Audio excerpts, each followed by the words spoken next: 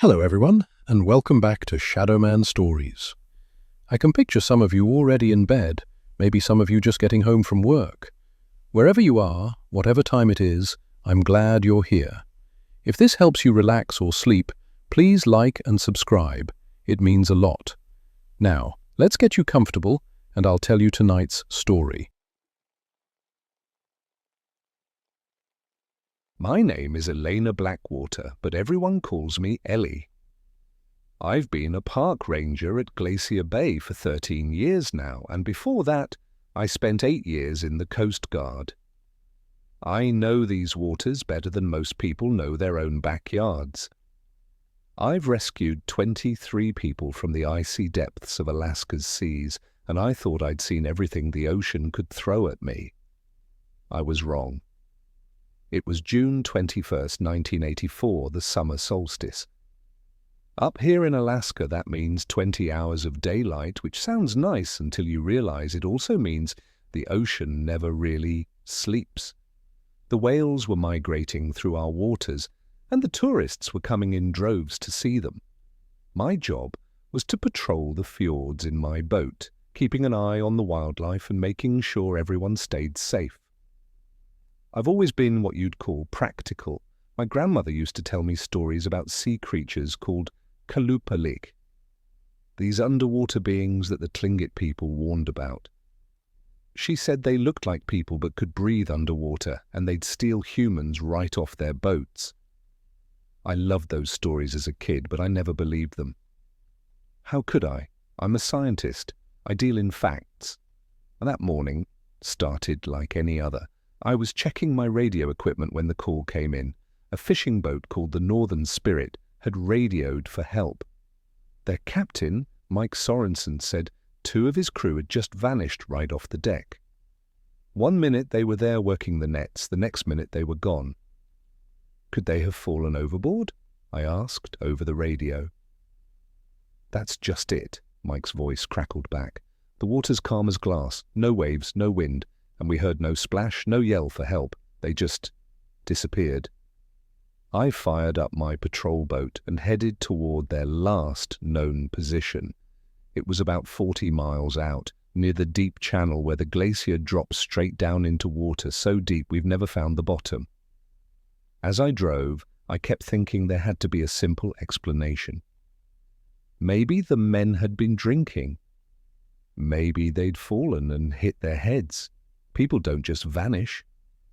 The Northern Spirit was easy to spot, a 60-foot fishing vessel sitting perfectly still in water that looked like dark green glass.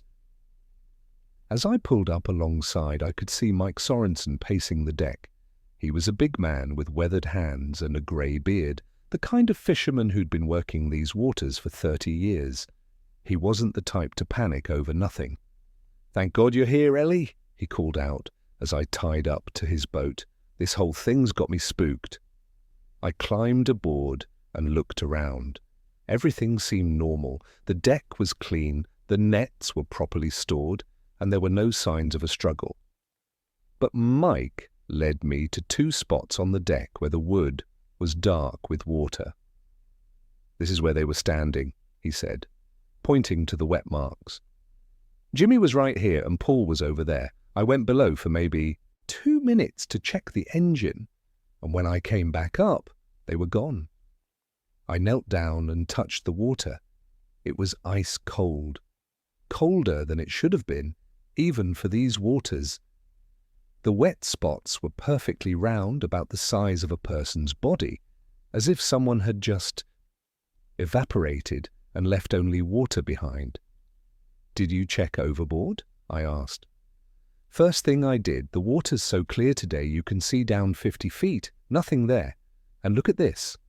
He showed me 2 life preservers that had been left on deck.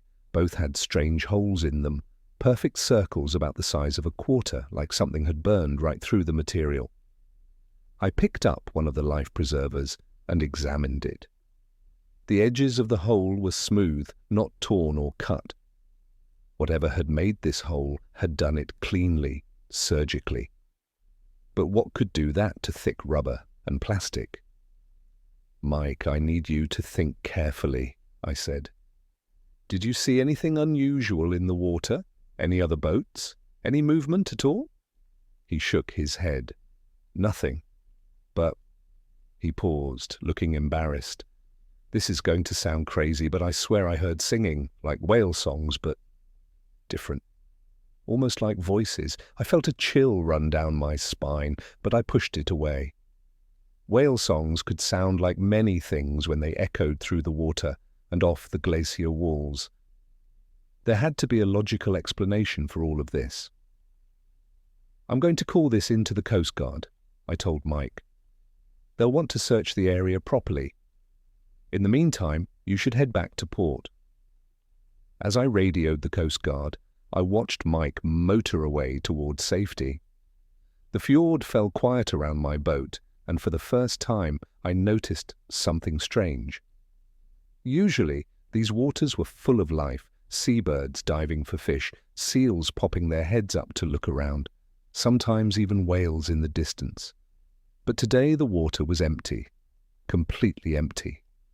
It was like every living thing had decided to be somewhere else. I spent the rest of the day searching the area with the Coast Guard cutter that came to help. We found nothing, no bodies, no debris, no clues. Just cold, dark water and the distant sound of ice carving off the glacier. That night, back at the ranger station, I couldn't stop thinking about those perfect holes in the life preservers. I'd seen a lot of maritime accidents in my time, but I'd never seen anything like that. And Mike's story about the singing, well, whales did migrate through here this time of year. Maybe that's all it was.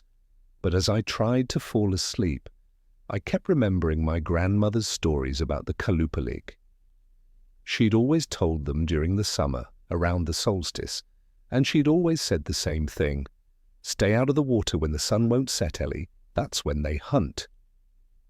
I told myself it was just folklore, just old stories meant to keep children from swimming in dangerous waters. But deep down, something was starting to feel very wrong. The next morning brought news that made my blood run cold. Another fishing boat had been found drifting empty in Reed Inlet, about 20 miles from where the Northern Spirit had lost its crew. This one was called the Sarah's Dream, and like the first boat, there was no sign of the crew. I took my patrol boat out to investigate, and what I found there still gives me nightmares. The Sarah's Dream was completely intact. The engine was still running, the radio was on, and there was a hot cup of coffee sitting on the dashboard, still steaming. But the 3-man crew was nowhere to be found. On the deck, I found the same things I'd seen the day before: wet spots in the shape of human bodies, and life preservers with those impossible round holes. But this time, there was something else. Wet footprints leading from where the crew had been standing to the edge of the boat. Except these weren't normal footprints. They were huge, nearly twice the size of a man's foot, and they had what looked like webbing between the toes. The prints were deep, as if whatever made them was incredibly heavy, and they led straight to the water's edge, where they simply disappeared. I took pictures of everything, my hands shaking as I held the camera. This was beyond anything I'd trained for. 2 boats, 6 missing people, and evidence that something had walked right out of the ocean and taken them. The radio crackled to life. "Ranger Blackwater, this is Tommy Kardashian. You copy?" Tommy was a local Tlingit fisherman who'd been working these waters his whole life. His family had been here for thousands of years, and he knew the old stories better than anyone. "I copy, Tommy. What's your position?" "I'm about 5 miles south of you. Ellie, you need to get out of there. Now." Something in his voice made my skin crawl. "What are you talking about?" "My sonar's picking up movement under your boat. Big movement, and it's not whales." I looked down at my own sonar screen, and my heart nearly stopped. There were shapes moving in the water beneath me, large, human-like shapes, swimming at depths that should have been impossible for any person to survive. They were at 800 feet down, moving in patterns that looked almost like they were circling. "Tommy, what am I looking at?" "Kalupalik," he said quietly. "They've come back for the solstice hunt." I wanted to laugh. I wanted to tell him he was crazy, that there was no such thing as Kalupalik. But I was staring at sonar readings that showed creatures the size of people swimming deeper than any human could go, and I had 6 missing fishermen and footprints that belonged to no animal I'd ever seen. "That's impossible," I said, but my voice sounded weak even to me. "Ellie, listen to me carefully. You need to start your engine and head for shallow water. Right now. Don't make any sudden movements, and whatever you do, don't put your hands in the water." I was about to answer when I heard it, a sound that made every hair on my body stand up.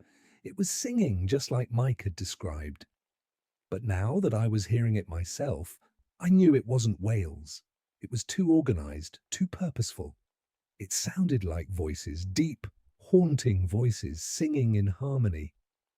And it was coming from directly below my boat. The sonar showed the shapes rising. Fast, I slammed the throttle forward and my boat leaped ahead just as something massive broke the surface behind me. I didn't look back, I couldn't. But I heard the splash and it sounded like a building falling into the water. "Tommy!" I shouted into the radio. "I'm heading toward you." "No, head for the shallows near the beach. They won't follow you into water less than 50 feet deep." I yanked the wheel hard to the right and pointed my boat toward the nearest shore. Behind me, I could hear more splashing, and that singing was getting louder. It wasn't just one voice anymore, it was a whole chorus, and the sound was so beautiful and terrible that I almost wanted to stop and listen. My boat's engine screamed as I pushed it to full speed. The shallow water was only half a mile away, but it felt like 100. I could see the rocky beach getting closer, and the water was getting lighter as it got shallower. 40 feet deep, 30 feet, 20. The singing stopped. I cut the engine and let my boat drift in the shallows, my heart pounding so hard I thought it might burst. I sat there for 10 minutes, listening to nothing but the sound of small waves lapping against my hull. Finally, I picked up the radio. "Tommy, you there?" "I'm here. You okay?" "I think so." "Tommy, what the hell just happened?" There was a long pause. My grandfather told me stories about the Kalupalik when I was little. I thought they were just meant to scare kids away from dangerous water, but he always said they came back every summer solstice to hunt. He said they take people down to their cities under the sea. I thought about the sonar readings, the impossible depths those shapes had been swimming at. Cities under the sea? The old stories say they live in the deep trenches, where the glaciers carved out the bottom thousands of years ago. Places so deep that the pressure would crush a human instantly. But not them. They're built for it. I looked out at the dark water beyond the shallows. Somewhere out there, in the crushing depths, something was swimming around that had taken 6 people in 2 days. And according to the stories, it was just getting started. "Tommy, how long does the solstice hunt last?" 3 days, he said quietly.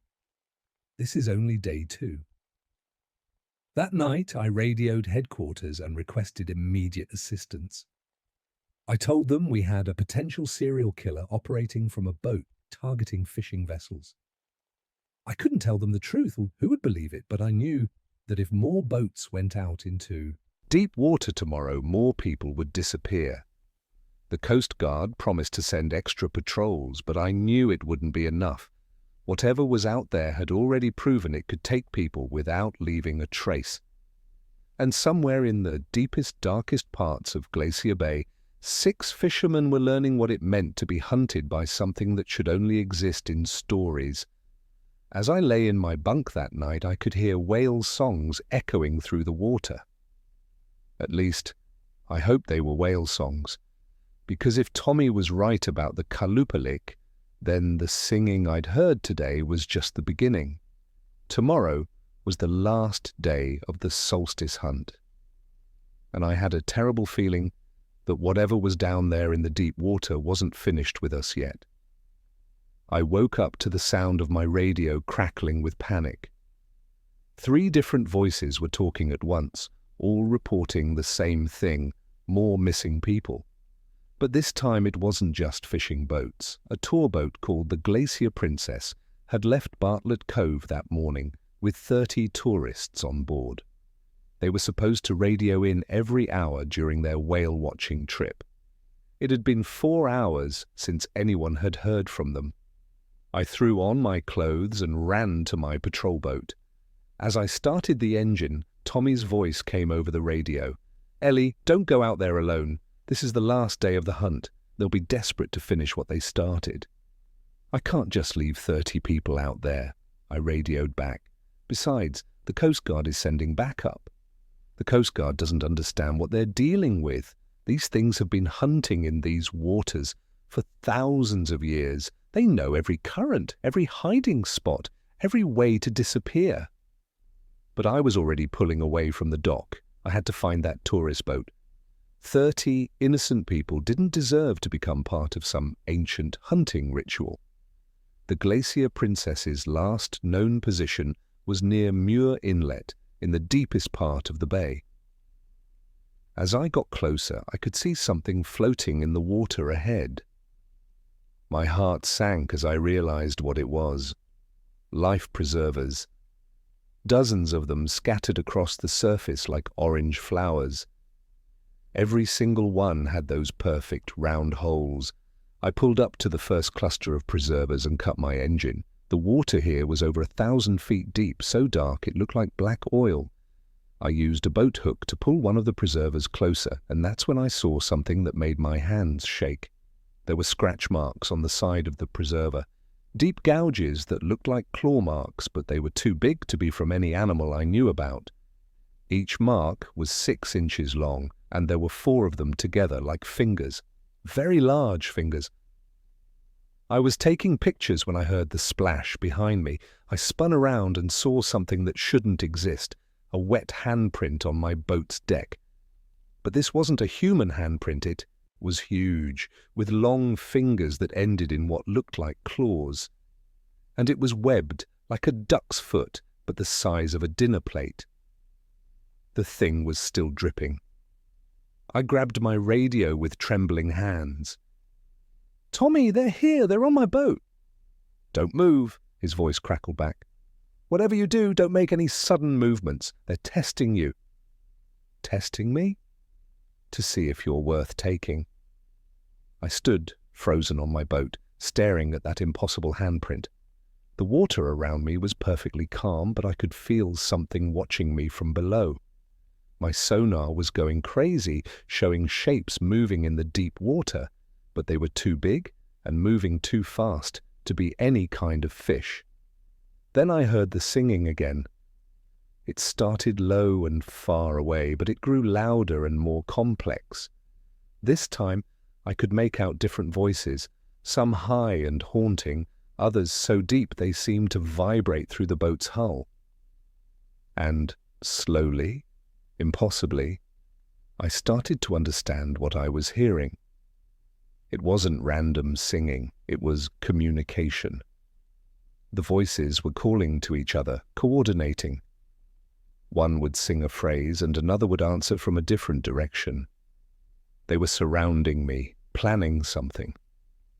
And the most terrifying part was that some of the voices sounded almost human. I looked at my sonar screen and counted at least 12 shapes moving beneath me. They were big, 8 or 9 feet long, and they were swimming in formation like a pack of wolves. That's when I realized the truth. The Kalupalik weren't just taking random people, they were hunting. And like any good predators, they were smart, organized, and patient. One of the shapes on my sonar started rising fast. I watched it climb from 800 feet to 600, then 400. Something was coming up from the deep, and it was coming straight for my boat.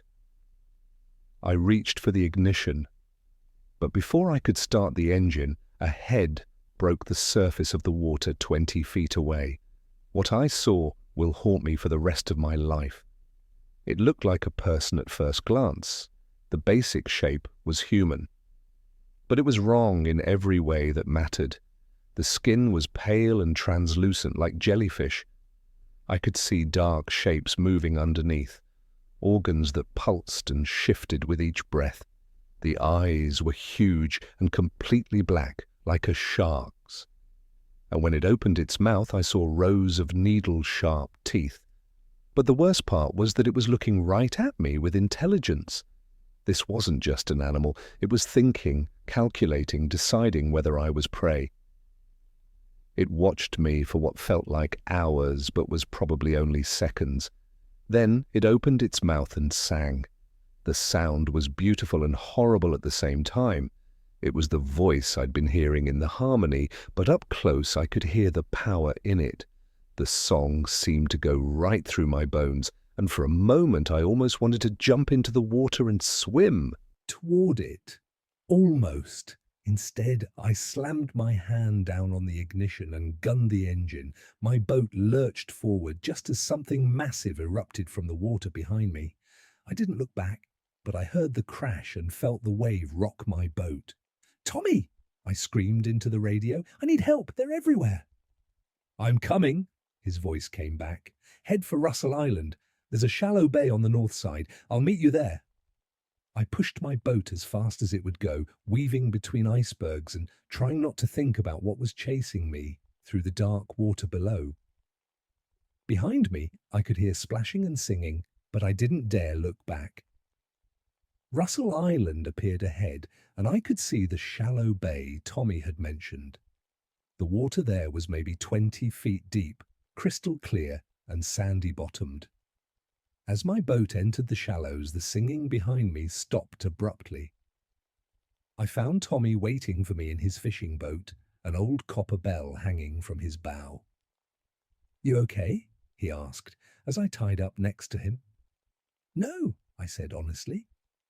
"Tommy, I saw one. I looked right at it." He nodded grimly. "My grandfather said that once they've seen you, they don't forget. You're marked now." "What does that mean?" "It means they'll keep hunting you until the solstice ends, or until they get you." I looked at the copper bell on his boat. "What's that for?" "Protection. The old stories say that copper disrupts their ability to find you underwater. It interferes with how they hear and hunt." As if on cue, we both heard the singing start again, but this time it was coming from multiple directions. They were out there in the deep water, waiting for us to come back out. "Tommy, 30 people are missing. We have to do something." He was quiet for a long moment. "The stories say they take their prey to the deep places. Underwater caves and trenches where the pressure would kill any normal person. If those tourists are still alive, they're being held somewhere down there. Then we have to find them." "Ellie, you don't understand. These things have been hunting humans for thousands of years. My people learned to avoid them, to respect them, to stay out of their territory during the solstice.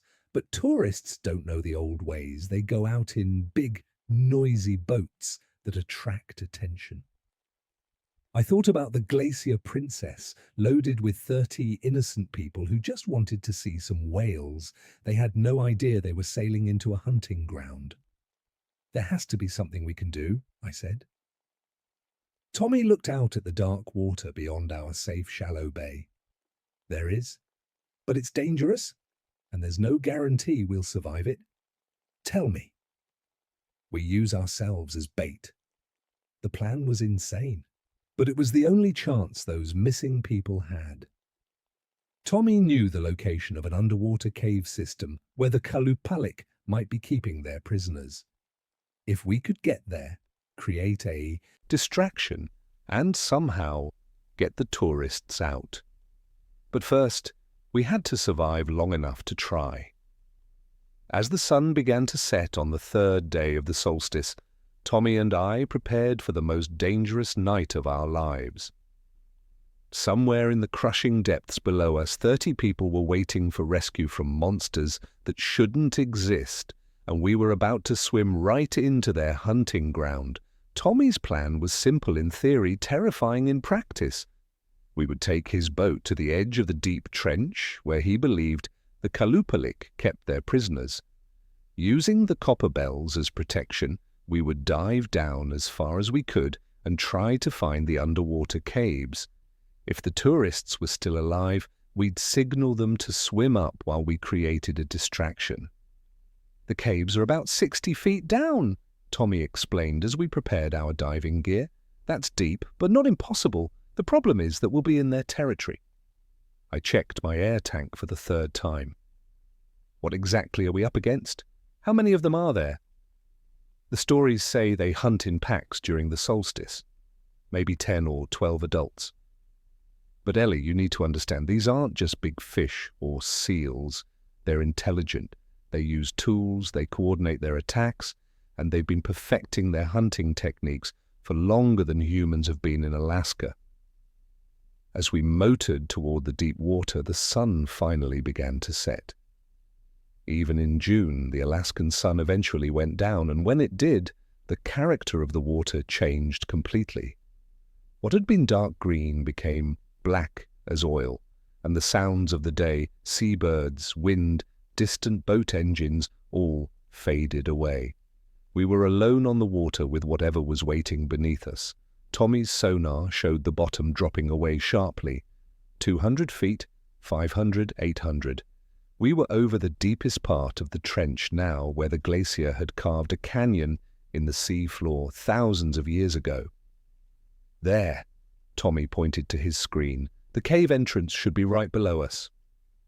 I looked at my own sonar and saw something that made my blood freeze. Shapes were rising from the depths. Lots of them. At least 15 different contacts, all moving upward fast. "Tommy, they know we're here." "I was counting on that. Remember, we want to draw them away from the caves. Once they focus on us, you dive down and look for survivors. I'll keep them busy up here." "How are you going to keep a pack of sea monsters busy?" Tommy held up a bundle of copper bells tied together with rope. "Noise and movement.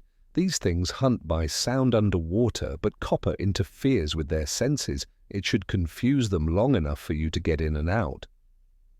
The first Kalupalik broke the surface about 50 yards away. In the dying light, I could see its pale, translucent form clearly.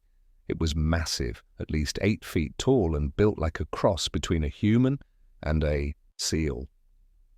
Its arms were longer than they should be, ending in webbed hands with claws that glinted in the sunset. But the most terrifying thing was how it moved. It didn't swim like an animal. It moved with purpose, intelligence, constantly watching our boat as it circled us. Then another one surfaced, and another. Within minutes, we were surrounded by at least 10 of them, all keeping their distance but clearly coordinating their movements. One would dive while another surfaced on the opposite side of our boat. They were studying us, planning. "Now," Tommy whispered. I took a deep breath and rolled backward into the water while Tommy started shaking his bundle of copper bells and shouting. The noise was incredible underwater. The bells created a chaotic ringing that seemed to come from everywhere at once. I swam down hard, following the beam of my underwater flashlight. The water was so clear I could see all the way to the bottom of the trench, and what I saw down there made me swim faster. The cave entrance was huge, a gaping hole in the rock wall about 60 feet down. But what made my heart race was the light coming from inside. Not sunlight or electric light, but a strange, blue-green glow that pulsed like a heartbeat. As I swam closer, I could see that the walls of the cave were covered in some kind of bioluminescent organism. It was beautiful and horrible at the same time, like swimming into the mouth of some giant deep-sea creature. I checked my air gauge. I had maybe 10 minutes before I had to surface. I swam into the cave, following the tunnel as it curved and opened into a larger chamber. What I found there will haunt me forever. The chamber was full of air, an underwater pocket where people could breathe. And there were people there, lots of them. The tourists from the Glacier Princess were huddled together on a rocky ledge, along with what looked like the crews from both fishing boats I'd investigated. But they weren't alone. 3 young kalupalik, smaller than the adults but still terrifying, were swimming in the flooded part of the chamber, watching the prisoners. They moved like dolphins, graceful and fast, but their eyes held the same cold intelligence I'd seen in the adult. One of the prisoners saw me and pointed. It was Mike Sorensen from the Northern Spirit. He was alive, but he looked like he'd aged 10 years in 3 days. I surfaced in the air pocket and whispered, "I'm Ranger Blackwater. We're here to get you out." "Thank God," Mike whispered back. "We thought we were going to die down here." "How many of you are there?" 28, said a woman I recognized as the Glacier Princess's captain. "We lost 2 on the way down. The pressure—" She couldn't finish. I looked around the chamber. It was big enough to hold all of them, but getting them out would be a nightmare.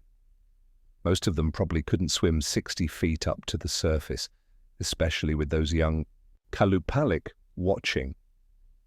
That's when I heard Tommy's voice echoing down through the water.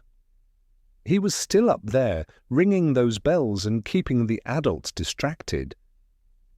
But I could hear the splashing was getting more violent. He was running out of time. "Listen to me," I told the prisoners. "In about 2 minutes, I'm going to create a distraction. When I do, those young ones will probably leave to help the adults. That's when you all swim for the surface as fast as you can. Don't look back. Don't try to help anyone who falls behind. Just swim up and get to the boat." "What kind of distraction?" Mike asked. I pulled out the emergency flare I'd brought. In the confined space of the underwater cave, it would be like setting off a bomb.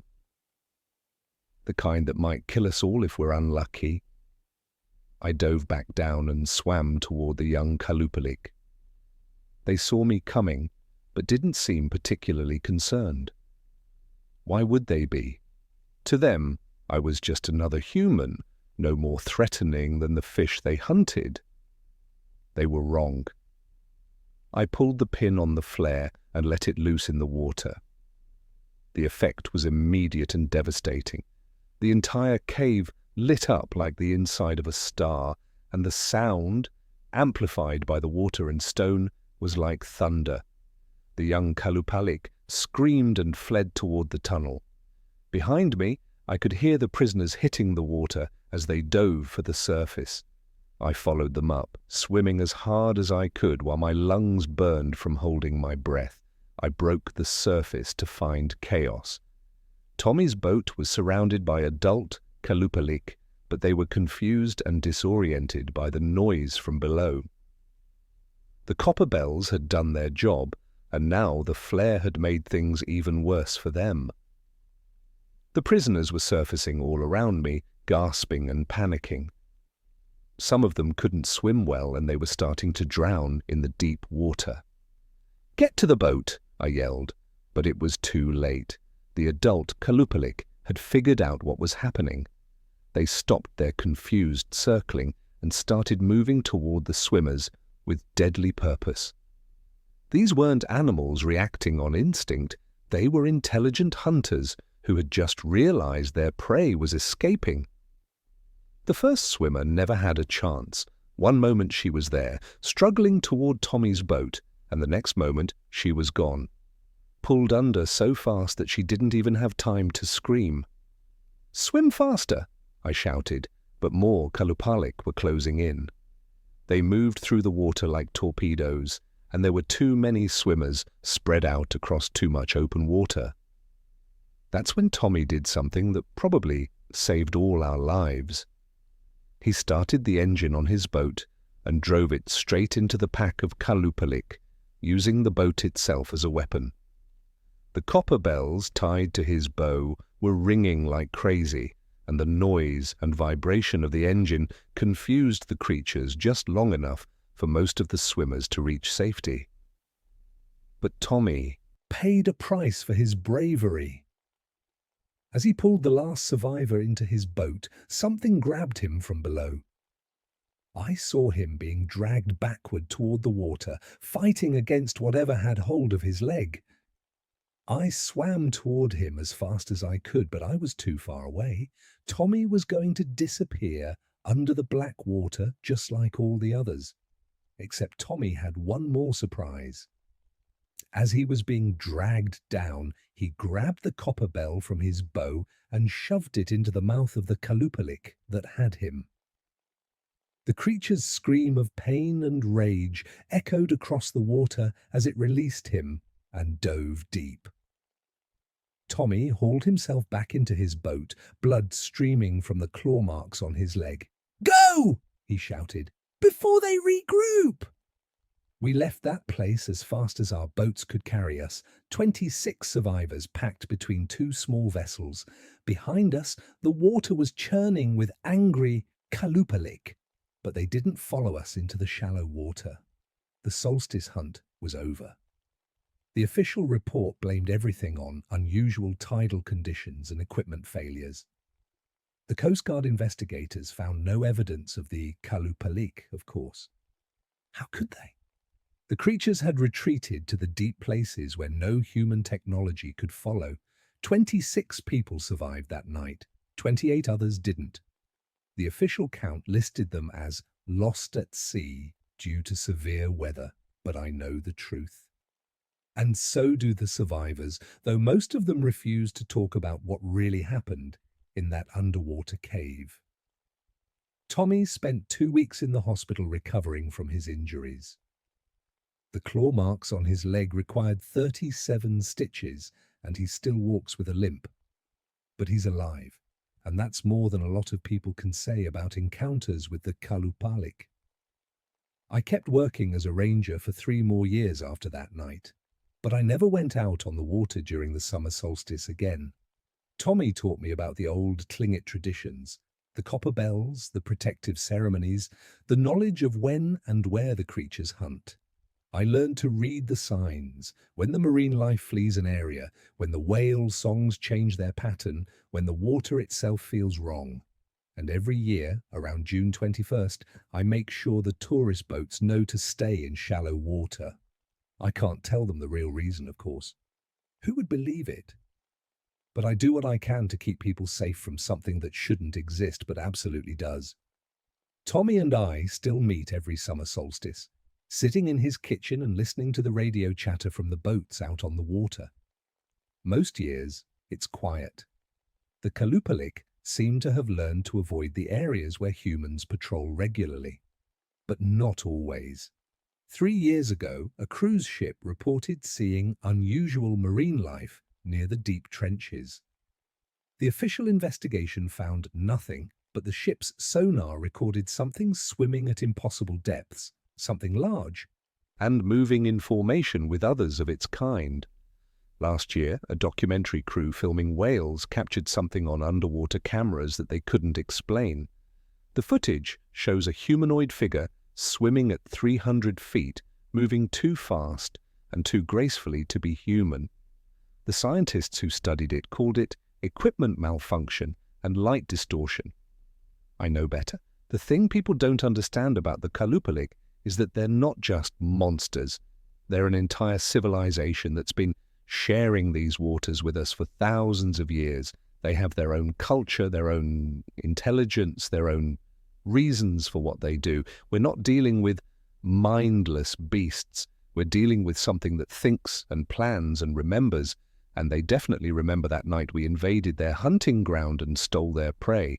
Sometimes, late at night, I'll hear reports on the marine radio about boats finding strange things in the deep water, nets torn with surgical precision, sonar readings that don't match any known marine life, equipment failures that happen only in the deepest parts of the sound. The Kalupalik are still out there, still hunting, still following the ancient patterns their kind has followed for millennia. They've just gotten more careful about when and where they take their prey. But every summer, around the solstice, the deep places of Glacier Bay become dangerous for reasons the guidebooks will never mention.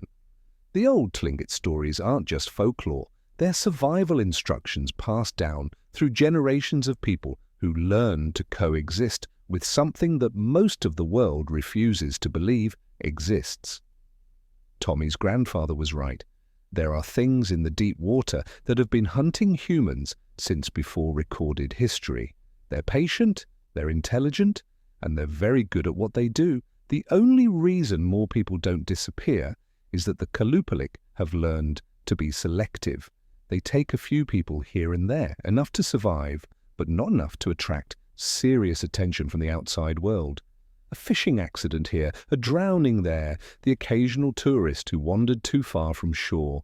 But make no mistake, they're still hunting. They're still down there in the crushing depths, in cities we'll never see, planning and waiting for the right opportunity. And every summer solstice, when the sun refuses to set and the boundary between day and night disappears, they rise from the deep places to reclaim what they've always considered theirs. The waters of Alaska belong to more than just fish and whales and seabirds. They belong to something older, something that was here long before the first human ever set foot on these shores. Something that remembers every slight, every invasion of their territory, every time someone like me interferes with their ancient ways. So if you ever find yourself in Alaskan waters during the summer solstice, remember this: stay in the shallows, respect the old warnings, and never ever go swimming alone after sunset. Because somewhere in the deep, dark water below, the Kalupalik are always listening. And they never forget.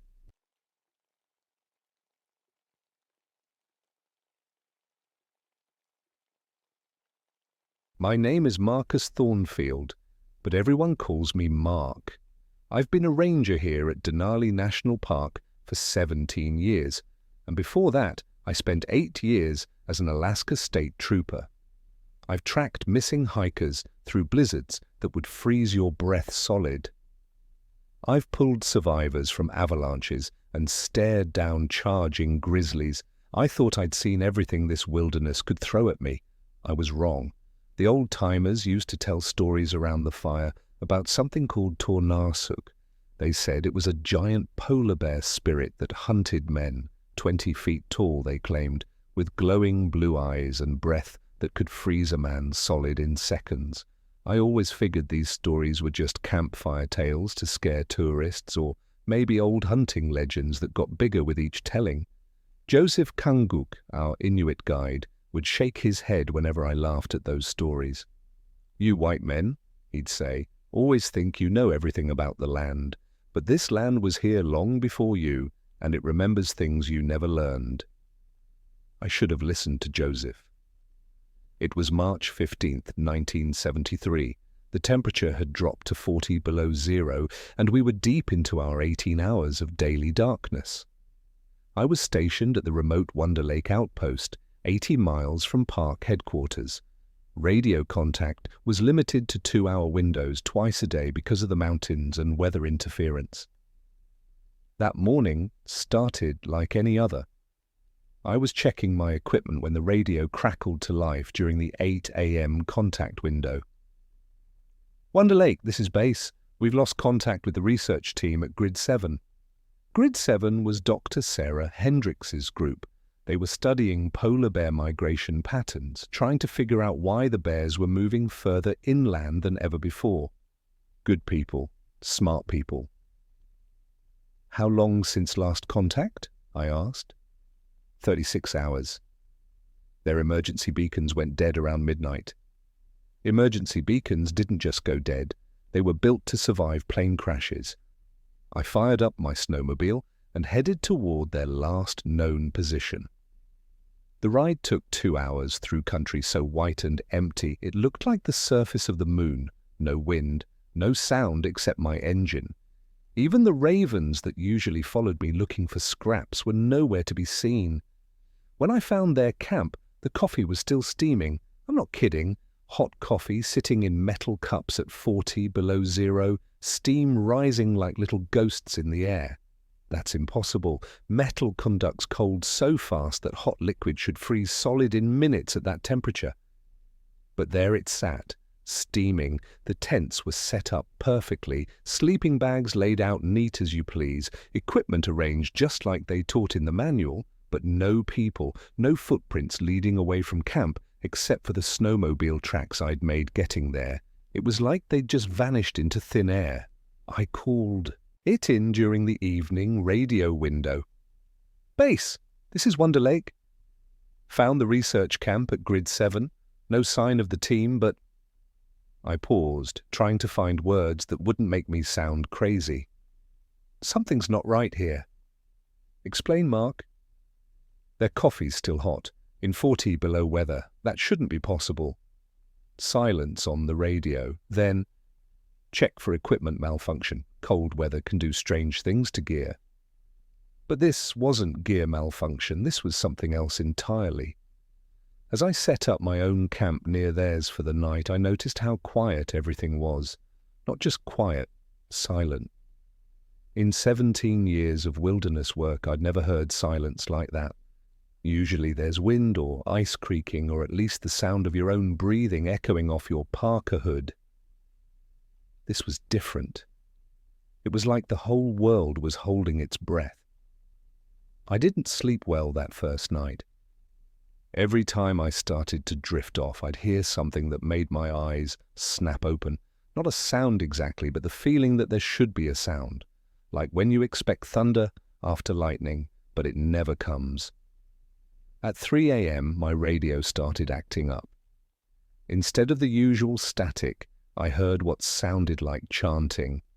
Low voices singing in a language I didn't recognize. Inuit, maybe, but not like any dialect Joseph had taught me. The words seemed to echo even though they were coming through tiny radio speakers. I turned the volume down, but the chanting continued at the same level. I turned it off completely and the voices got louder. By morning, the radio was working normally again. When I tried to report the malfunction during the 8 a.m. window, headquarters told me that atmospheric conditions could cause strange reception problems. They had a scientific explanation for everything, but they didn't have an explanation for the tracks. I found them about 100 yards from the research camp, near a small ridge where the wind had blown the snow thin. At first glance, they looked like bear tracks. Polar bear, maybe, which was strange enough since we were pretty far from their usual territory. Then I got closer and measured them. 18 inches wide. Front to back, they measured almost 2 feet. The claw marks extended 8 inches into ground that was frozen harder than concrete. I'd seen grizzly tracks that were 8 or 9 inches wide, maybe 10 for a really big male. But 18 inches, that would be a bear the size of a pickup truck.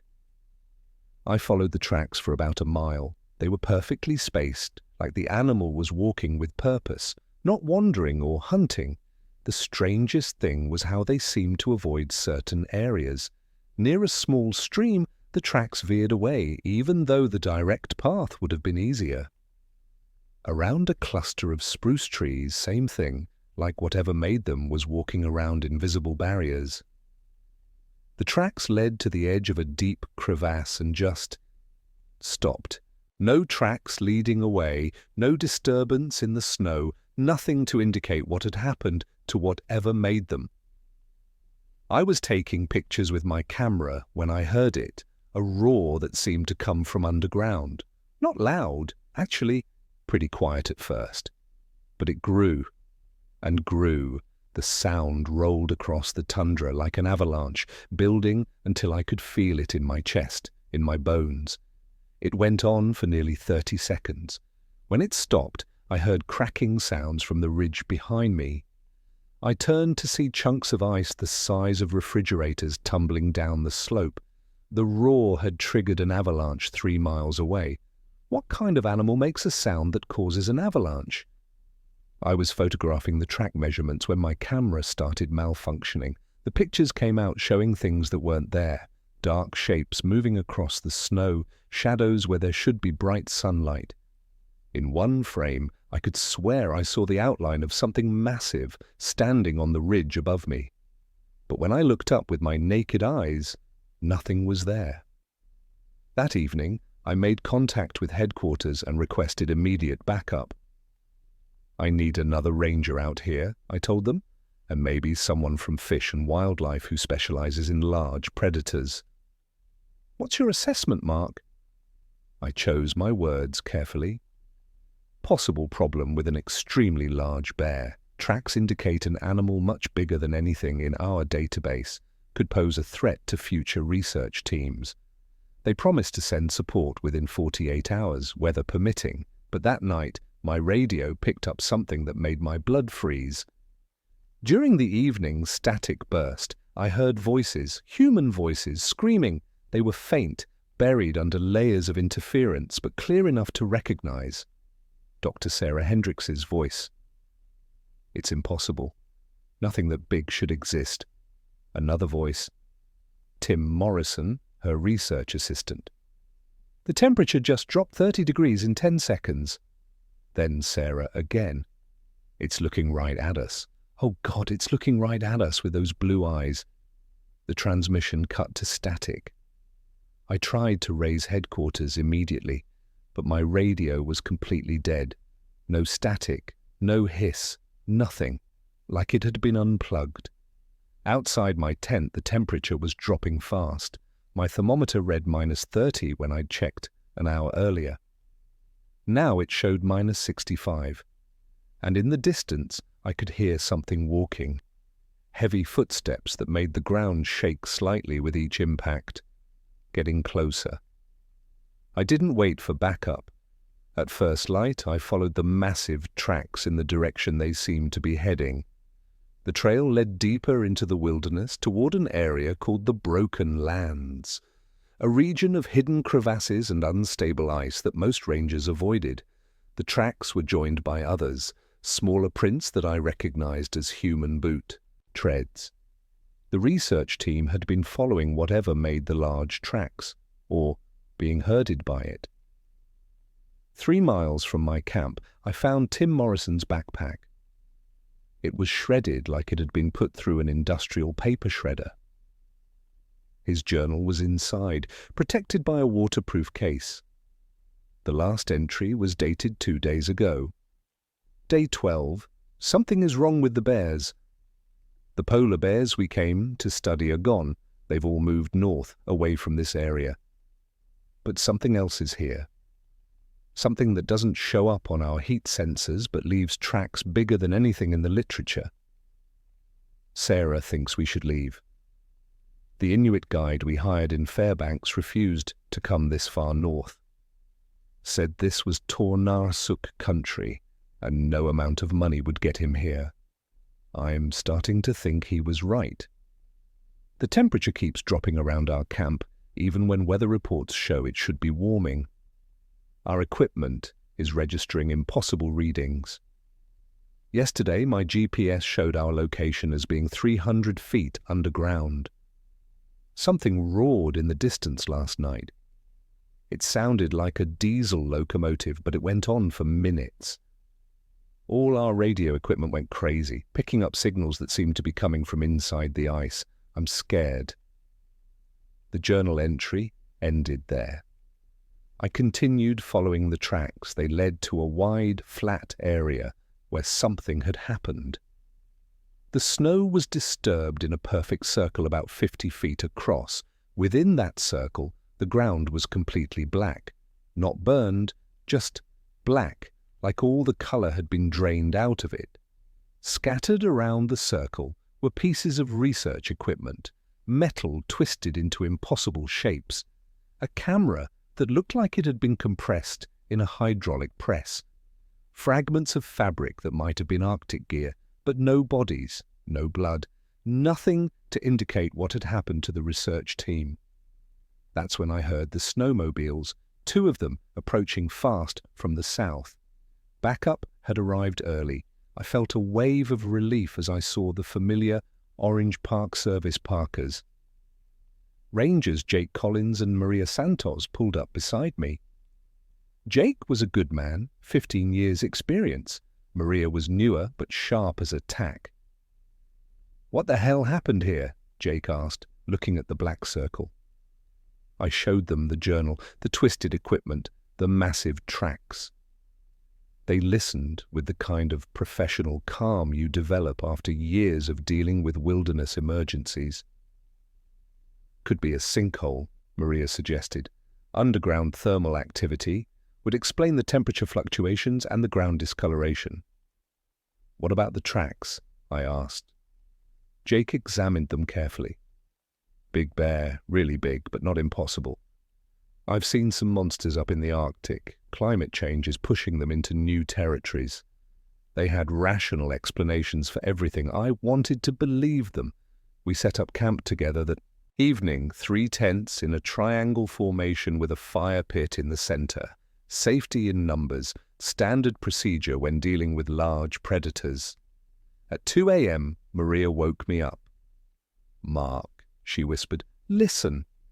The sound was coming from underground, a deep rumbling, like heavy machinery running somewhere beneath the permafrost. The rumbling had a rhythm to it, almost like breathing. "Seismic activity," Jake said, but he didn't sound convinced. The rumbling grew louder. Our tents started shaking. Items began falling off our camp table. Then the breathing sound stopped. In the sudden silence, we heard footsteps, heavy, deliberate steps circling our camp, but we couldn't see anything. The steps left no tracks in the fresh snow. "Equipment malfunction with our lights," Maria suggested, checking her flashlight. But all our lights were working fine. Whatever was walking around us was invisible. The next morning, we found Jake's snowmobile completely destroyed. Not damaged, destroyed. The metal frame was bent into a pretzel shape. The engine block had been crushed like an aluminum can, but there was no sign of what had done it. "Bear," Jake said, but his voice shook. "Has to be a bear." But what kind of bear could do that to a snowmobile? We decided to head back to base camp immediately. With only 2 working snowmobiles, Maria and I would ride double while Jake took the lead. We made it about 5 miles before Jake's radio crackled to life. "Base, this is Jake. We're being followed. Something big, staying about a quarter mile behind us. Can't see it clearly, but it's tracking our heat signature." "Describe the contact, Jake." It's huge. Moving faster than anything that size should be able to move. And the temperature around us just dropped 40 degrees. I looked at my thermometer, -75 and falling fast. That's when we saw it. A white shape moving across the landscape behind us. At first, it looked like a snowdrift caught in the wind, but snowdrifts don't move in straight lines, and they don't have glowing blue eyes. The thing was massive. Even at a distance, I could tell it was bigger than any bear that had ever lived.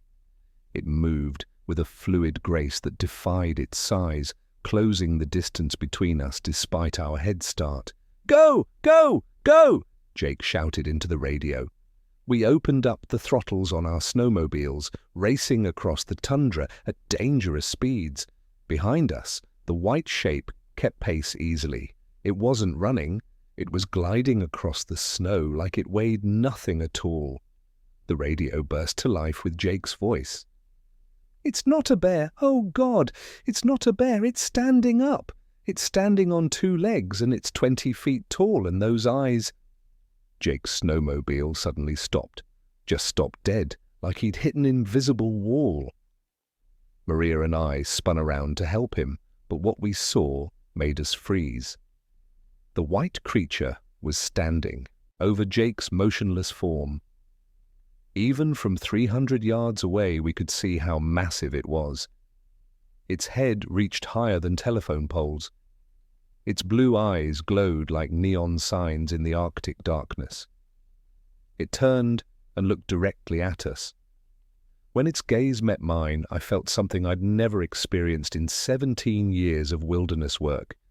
Pure animal terror. The creature opened its mouth and roared. The sound hit us like a physical force. Our snowmobile's engines died. Our radios exploded in showers of sparks. The aurora borealis suddenly appeared overhead, dancing in impossible colors, and the temperature dropped to minus 90 degrees in less than 30 seconds. We ran. Not smart, not tactical, not professional.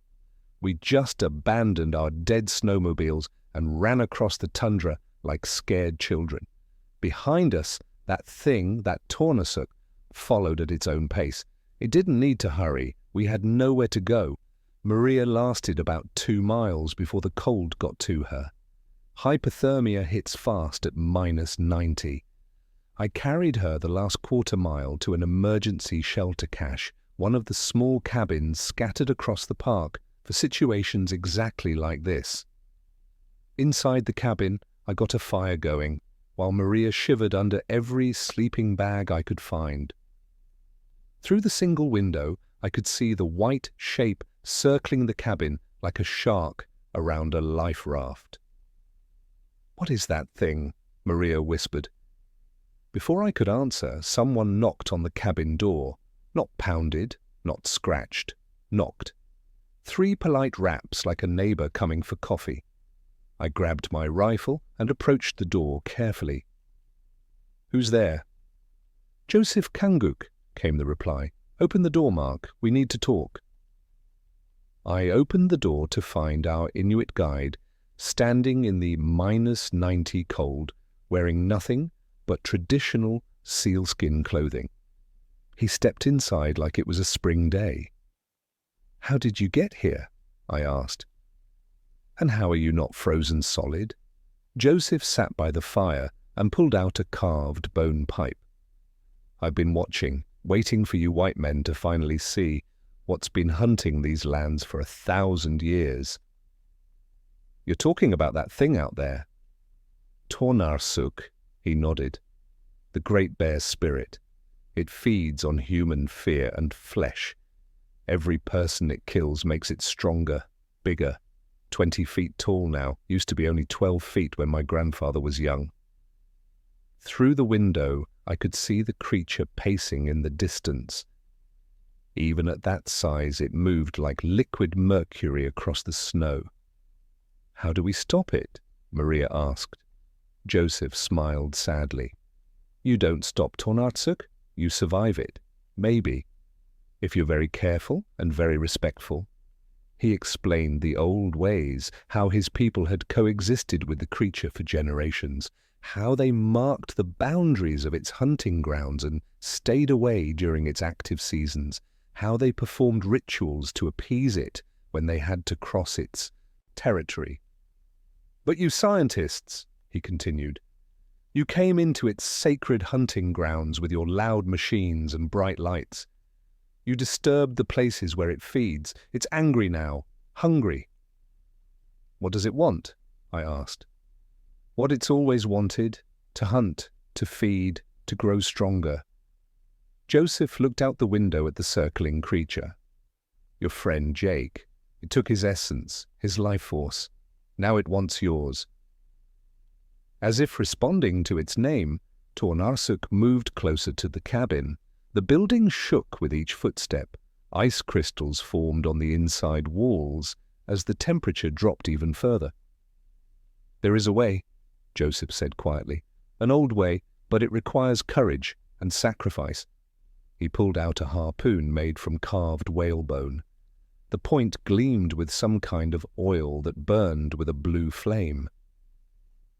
"Seal oil blessed by the shamans," he explained. "The only thing that can pierce Tornarsuk's hide, but someone has to get close enough to use it." The cabin suddenly went silent. No footsteps, no breathing sounds from outside. Then the entire roof was torn away. Tornarsuk stood above us like a living avalanche. 20 feet of white fur and muscle and ancient hunger. Its blue eyes burned like Arctic fire as it looked down at us huddled in the remains of the cabin. This close, I could see details that would give me nightmares for the rest of my life. Its claws were as long as baseball bats and sharp enough to cut steel. Its breath created instant blizzards that turned the air solid.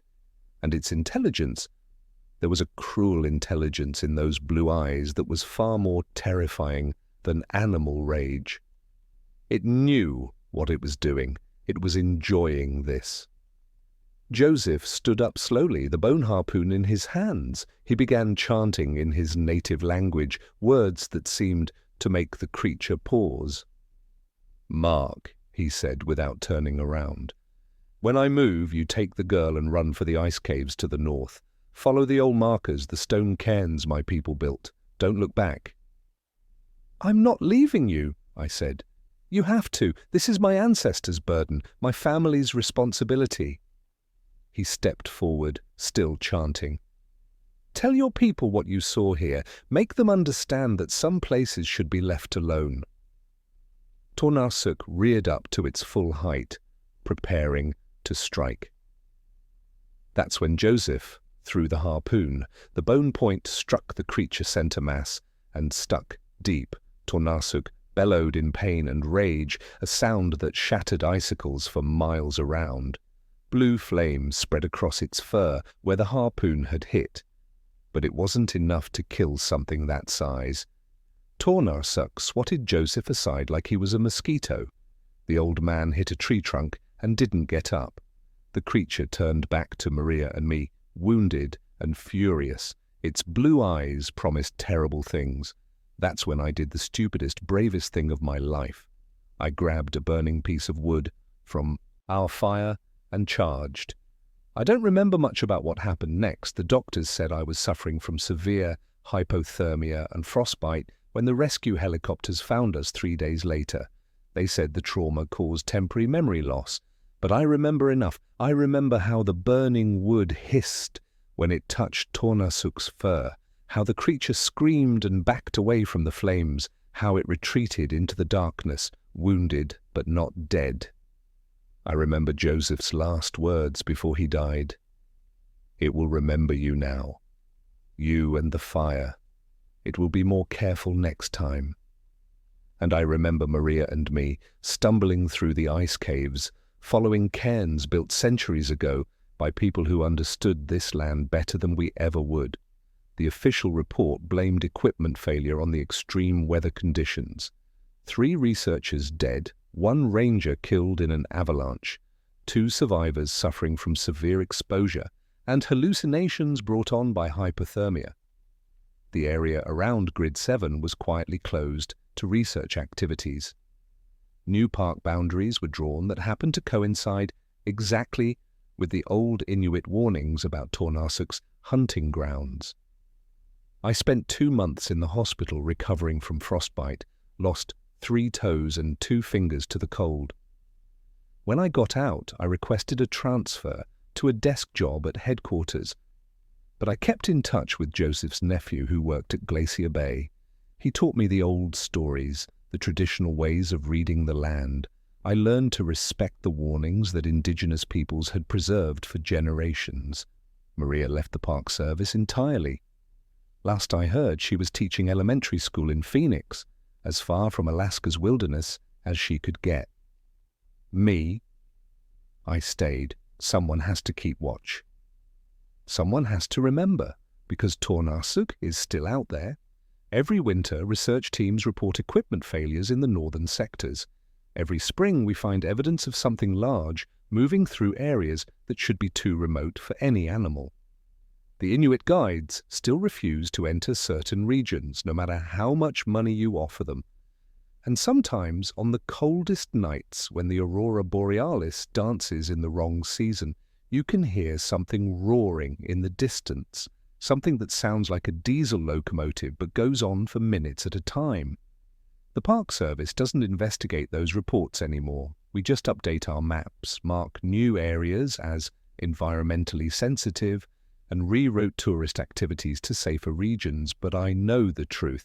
Tornarsuk is growing again, getting stronger, waiting for the next group of researchers or thrill seekers who think they can conquer the Alaskan wilderness with modern equipment and scientific knowledge. If you ever decide to visit Denali National Park, stick to the marked trails. Listen to your guides, especially the native ones. And if you're camping in the backcountry and the temperature suddenly drops 40 degrees for no reason, if the aurora appears when it shouldn't, if you hear something that sounds like breathing coming from underground, don't try to find a rational explanation. Just pack up your gear and get out of there as fast as you can. Some things are older than science. Some legends exist because they're true. And some places should be left alone. My name is Marcus Thornfield, and I've been watching the wilderness for 23 years now. I've learned to respect what I don't understand and to trust the wisdom of people who knew this land long before parks and rangers and research teams ever existed. I hope you'll do the same, because Tornasuk is still hunting, and it remembers the taste of human fear.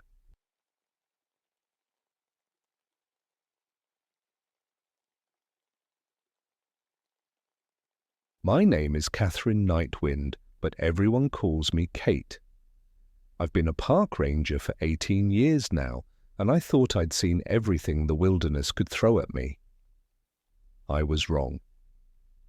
In December of 1992, I was stationed at gates of the Arctic National Park in Alaska, 300 miles north of the nearest town.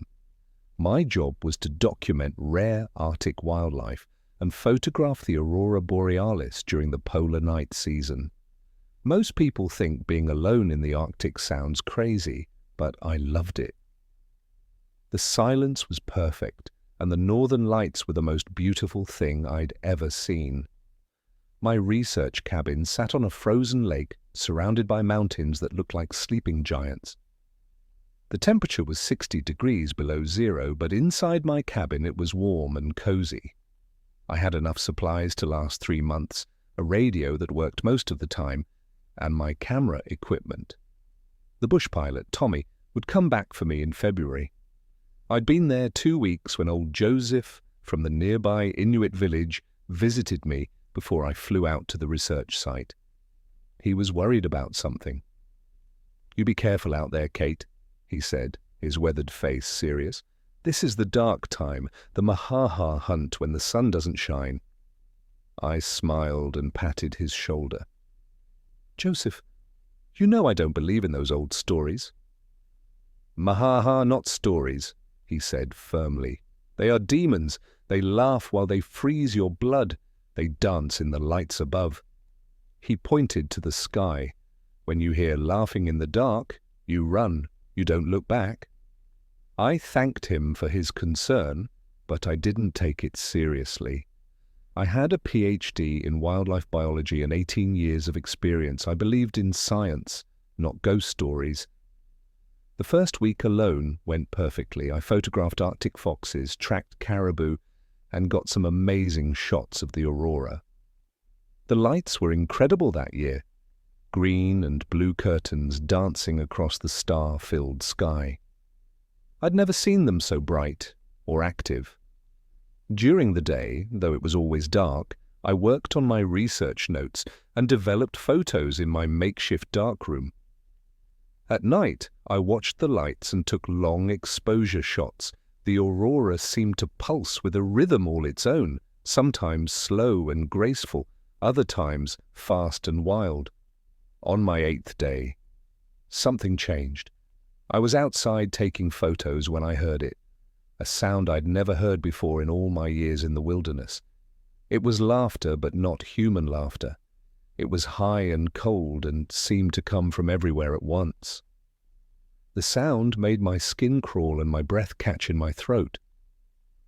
I looked around but saw nothing except snow and ice stretching in every direction. The aurora was especially bright that night, forming strange shapes that almost looked like faces. I told myself it was just the wind making weird noises through the rocks. But then I heard it again. Clearer this time. Definitely laughter. I hurried back to my cabin. and locked the door, feeling foolish, but unable to shake the chill that had nothing to do with the cold. Through my window I watched the lights dance overhead, and for just a moment I could swear they formed the shape of something grinning down at me. That night I called Tommy on the radio to check in. "Everything okay out there, Kate?" His voice crackled through the static. "Yeah, everything's fine," I lied. "How's the weather looking?" "Storm coming in tomorrow night. Might be a big one. You got enough supplies?" "Plenty. I'll be fine." But as I hung up the radio, I wasn't so sure. The laughter had sounded so real, so close, and Joseph's words kept echoing in my mind. "When you hear laughing in the dark, you run." I made myself a cup of hot coffee and tried to focus on my work. I was a scientist, not a scared child. There had to be a logical explanation for what I'd heard. Maybe it was ice shifting on the lake or the wind through a crack in the rocks. Anything but what Joseph had warned me about. Outside, the aurora continued to dance, brighter than ever. And if I listened carefully, I could swear I heard something laughing along with the lights. The storm Tommy predicted hit the next evening like a living thing. Wind howled around my cabin, so loud I couldn't hear myself think. Snow piled up against my windows until I could barely see outside. I'd been through Arctic storms before, but this one felt different. Angry. I spent the day checking my supplies and making sure everything was secure. My radio wasn't working. Too much interference from the storm. I wasn't worried, though. I had enough food and fuel for weeks, and the cabin was built to handle anything nature could throw at it. When evening came, something strange happened. The storm suddenly stopped. Not gradually, like storms usually do, but all at once, like someone had flipped a switch. The silence that followed was so complete, it made my ears ring. I looked out my window and gasped. The aurora was back, but it was like nothing I'd ever seen before. The lights were so bright they lit up the snow like daylight, and they were moving in patterns that made no sense. Instead of the usual flowing curtains, they twisted and writhed like living things. That's when I heard the laughter again. This time it was closer, much closer. It seemed to come from right outside my cabin. I grabbed my flashlight and my rifle, I always kept it loaded when I was alone in the wilderness, and slowly opened the door. The cold hit me like a wall, but what I saw made me forget all about the temperature. There were tracks in the fresh snow around my cabin, but they weren't from any animal I knew. They were shaped like human footprints, but too long and too narrow, with what looked like claw marks at the tips. The tracks circled my cabin 3 times, then led away toward the lake. I followed them with my flashlight beam, my heart pounding. The aurora overhead pulsed and swirled, casting weird shadows that seemed to move on their own. The laughter came again, farther away now, but still clear in the frozen air. Then I saw something that made my blood turn to ice. About 50 yards from my cabin, the tracks just stopped. Not like whatever made them had jumped or been picked up. They just ended, like the creature had vanished into thin air.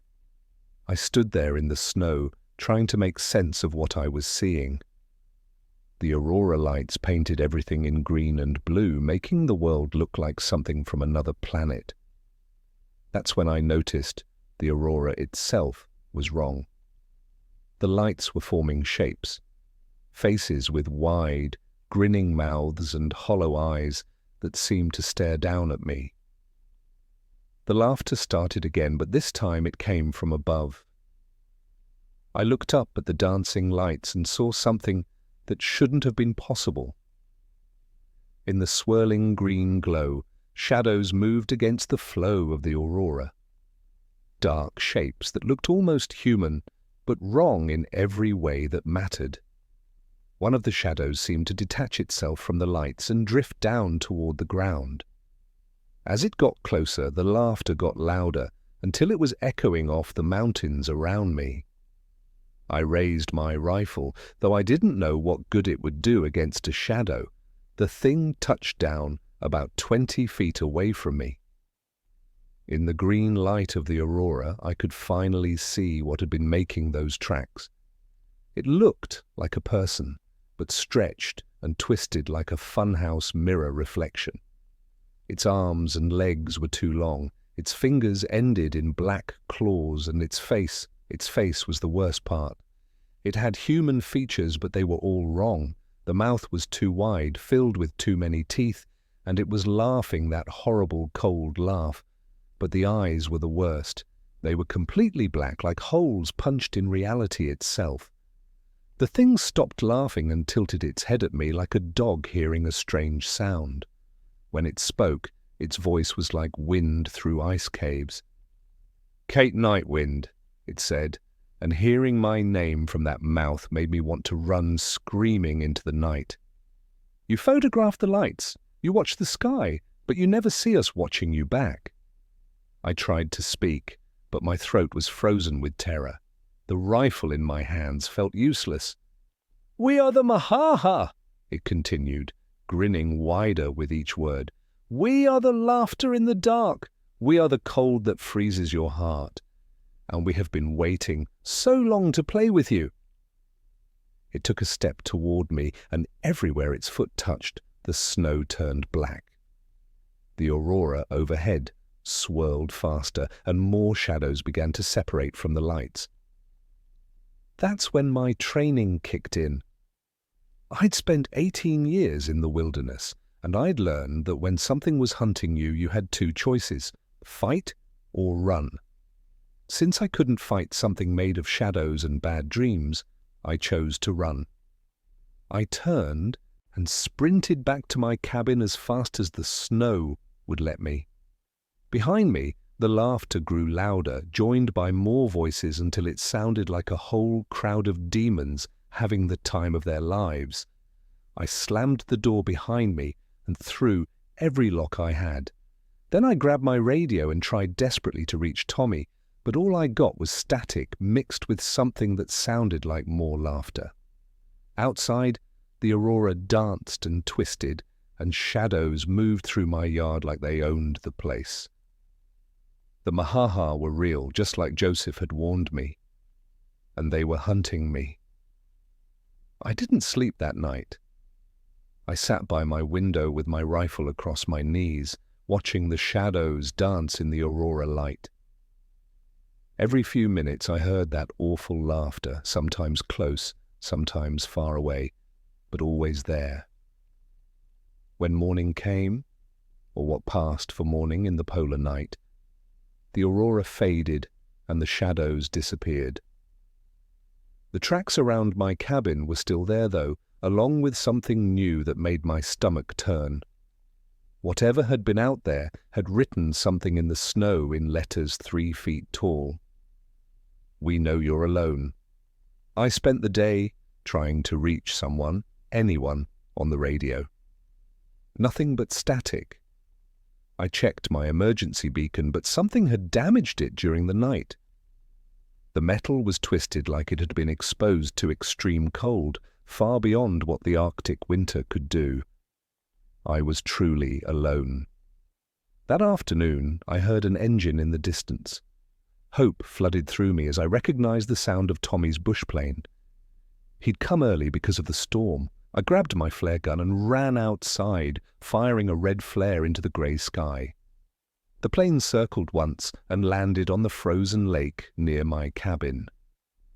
I've never been so happy to see another human being in my life. I ran toward the plane, already planning how I'd explain what had happened without sounding crazy. But Tommy didn't get out of the plane. I called his name as I approached, but he didn't answer. The engine was still running, which was weird. Tommy always shut it down immediately after landing. I walked around to the pilot's side and looked through the window. Tommy was sitting in his seat, but he wasn't moving. His face was turned toward me, and he was smiling the biggest smile I'd ever seen. His eyes were wide open, staring at nothing, and his mouth was stretched so wide it looked painful. He was frozen solid. Ice crystals covered his face and hands, and when I breathed on the window, I could see my breath was warmer than the air inside the plane. But the worst part was the sound. Even though he was dead, Tommy was laughing. Not out loud, but I could hear it anyway, like it was coming from inside my own head. I backed away from the plane, my hands shaking. That's when I noticed the tracks around the aircraft, the same impossible footprints I'd seen around my cabin, leading to and from the plane. The Mahaha had gotten to Tommy while he was flying. Somehow they'd reached into his plane and killed him with their freezing touch, leaving him laughing as he died. The engine sputtered and died. In the sudden silence, I heard something that made me want to scream. More laughter coming from all directions at once. I ran back to my cabin and slammed the door. Through my window, I watched as dark shapes began to gather around Tommy's plane. Even in the dim afternoon light, I could see them moving, tall, thin figures that seemed to absorb light rather than reflect it. They were playing with the plane, rocking it back and forth, while that horrible laughter echoed across the frozen lake. One of them climbed onto the wing and pressed its face against the windshield where Tommy sat frozen. It was laughing so hard its whole body shook. As evening approached and the aurora began to appear, the Mahaha grew bolder. They started circling my cabin again, but this time they didn't hide. I could see them clearly through my windows. Twisted humanoid shapes with 2 long limbs and those terrible grinning faces. One of them tapped on my window with a claw that left frost patterns on the glass. When I looked at it, it waved at me like an old friend, then drew a heart in the frost with its finger. Inside the heart it wrote, "Soon." The radio crackled to life. I grabbed it eagerly, hoping someone was finally answering my calls. Instead, I heard Tommy's voice. "Kate! Kate, are you there?" His voice sounded exactly like it always had, friendly and concerned. "Tommy!" I said into the microphone. "Thank God, I thought you were—" "Dead?" Tommy's voice interrupted, and now there was something wrong with it. Something cold. "Oh, Kate, I am dead, but I'm having so much fun. You should come outside and join us. We're playing the most wonderful games." I dropped the microphone like it had burned me. Through my window, I could see the Mahaha gathered around Tommy's plane. One of them was holding something that looked like a radio, and it was moving its mouth in sync with Tommy's voice. "Kate," the radio crackled again, "don't be scared. The cold doesn't hurt once you stop fighting it. And the laughter, oh, Kate, the laughter feels so good. Come outside, let us touch you, let us make you laugh forever." I turned off the radio and backed away from the window. The Mahaha were pressed against the glass now, their black eyes staring at me, their mouths stretched wide with silent laughter. Frost was spreading across the windows where they touched them. Above us, the aurora was brighter than ever, twisting into shapes that looked like hands reaching down from the sky. The temperature inside my cabin began to drop. Even though my heater was running at full power, the Mahaha weren't just hunting me anymore. They were playing with me like cats with a mouse. And I was starting to understand that my cabin wouldn't protect me much longer. One of the creatures held up a sign made of ice. In letters that seemed to glow with their own cold light, it read, "Tomorrow night we dance." The next day was the longest of my life. The Mahaha disappeared with the aurora, but I could feel them watching from somewhere beyond sight. The temperature inside my cabin kept dropping no matter what I did. Ice began forming on the inside of my windows. I spent the day going through my grandfather's journal. He'd been a researcher too, and he'd spent time with the Inuit people in the 1940s. I'd brought his journal along for the personal connection, but now I was desperate for any information about the Mahaha. What I found made my blood run cold. According to my grandfather's notes, the Mahaha weren't just random demons. They were the spirits of people who had died alone in the Arctic, consumed by madness and the endless dark. They fed on warmth and life, but what they really craved was company. They were so lonely that they would kill to have someone join them in their eternal laughter. The journal described a ritual the Inuit used for protection. It involved fire, specific words in the old language, and something called the warmth of memory. Thinking of everyone you loved while speaking the protective words. But there was a catch. The ritual only worked if you performed it at the exact moment the Mahaha tried to claim you, too early or too late, and it would fail. As darkness fell and the aurora began to paint the sky, I prepared for what I knew would be my last night alive if I failed. I gathered everything flammable in my cabin, books, papers, furniture, even some of my clothes. I built a fire in the middle of the floor, not caring about the danger. I was more afraid of freezing to death than burning. Then I sat in front of the fire and waited. The Mahaha came with the aurora. At first, it was just one, the same creature that had spoken to me the first night. It walked through my locked door like it wasn't even there, trailing frost and shadows. The temperature in the cabin plummeted so fast my breath came out in clouds. "Cape Nightwind," it said, and its voice was like the sound of glaciers cracking. "We have decided you will join our dance tonight. You will laugh with us forever." More Mahaha began appearing, stepping through my walls like they were made of mist.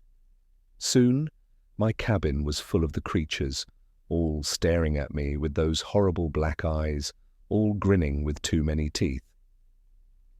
"We know you're lonely," the first one said. 18 years in the wilderness taking pictures of empty places, no family, no children, no one who would miss you for very long. You're just like us, Kate. You belong with us.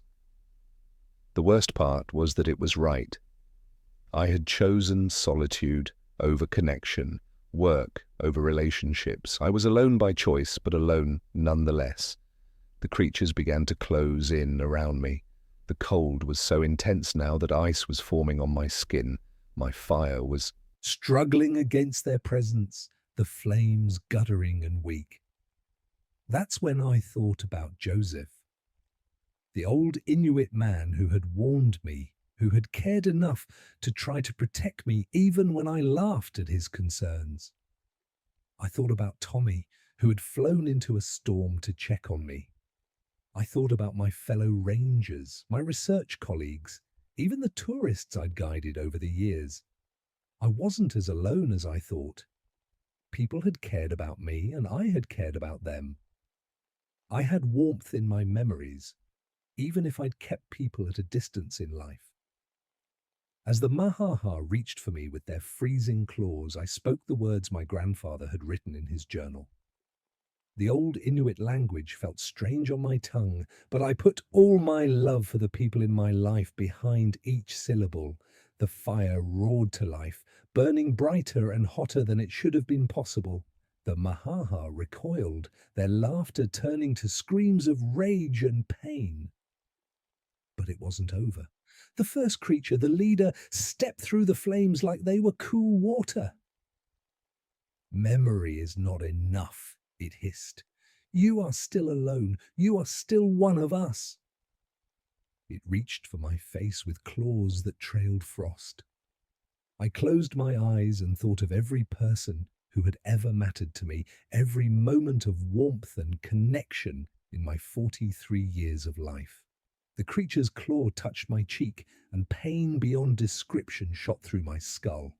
I felt the cold trying to creep into my heart, trying to freeze my blood and turn my laughter into the same awful sound the Mahaha made.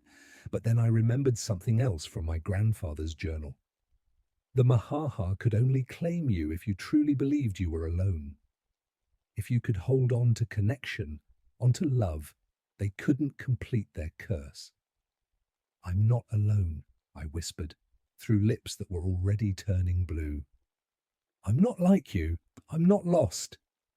The creature's eyes widened in surprise, then rage. "You are. You chose solitude. You chose emptiness." "I chose quiet," I said, my voice getting stronger, even as the cold tried to claim me. "But that's not the same as being alone. I carry everyone I've ever loved with me. You can't take that away." The fire exploded outward, filling the cabin with warmth and light. The Mahaha screamed and dissolved into shadows, pulled back into the aurora above. The leader held on longest, its claws still touching my face, but finally, even it was dragged away. "This isn't over," it shrieked as it faded. "We'll be waiting. We're always waiting." Then they were gone, and I was alone in my cabin with the dying fire and the sound of my own heartbeat. I stayed by that fire until dawn, feeding it everything I could find. When the aurora finally faded and the Mahaha were gone, I walked outside to check on Tommy's plane. His body was still there, still frozen, still wearing that horrible smile. But when I looked closer, I saw something that gave me hope. Mixed in With the ice crystals on his face were what looked like tears. Maybe some part of him had been fighting the Mahaha's influence. Maybe he hadn't been completely lost. I managed to get his radio working and called for help. It took 2 days for the rescue team to reach me, 2 days of jumping at every shadow and staying close to my fire whenever darkness fell. When they found me, I told them Tommy had crashed in the storm and died from the cold. I didn't mention the Mahaha. Who would have believed me? I barely believed it myself in the daylight, but the evidence was there. The tracks around my cabin, the message written in the snow, the impossible damage to my equipment. The rescue teams saw it all, but they had their own explanations. Arctic foxes, wind patterns, metal fatigue from extreme cold. They flew me back to Fairbanks, where I spent 2 weeks in the hospital being treated for frostbite and exhaustion. The doctors said I was lucky to be alive. They said another day or 2 alone in those conditions would have killed me. They didn't understand that something had tried to kill me, and it wasn't the cold. I retired from the National Park Service 3 months later. Officially, it was due to trauma from Tommy's death and my ordeal in the wilderness. Unofficially, I couldn't stand the thought of spending another night alone under the aurora. I moved to a small town in Montana and became a photography teacher. I married a kind man named David who didn't ask too many questions about my past. We had 2 children, and I made sure they were never alone in the dark. But sometimes, on clear winter nights when the aurora is visible this far south, I hear laughter in the wind. I see shadows moving against the flow of the lights, and I remember that the Mahaha are still out there, still hunting, still waiting for someone who believes they're truly alone. I keep a fire burning in my fireplace every night from October to April. My family thinks it's just a quirk, a remnant of my years in the wilderness. They don't know it's protection, because I learned something important in that cabin under the dancing lights. We're never truly alone unless we choose to be. The connections we make, the love we share, the memories we carry, these things are stronger than the cold, stronger than the dark, stronger than the hungry things that wait in the spaces between the stars. But sometimes, late at night, when the aurora is bright, I wonder about other researchers, other lonely people working in isolated places. I wonder if they've heard the laughter yet.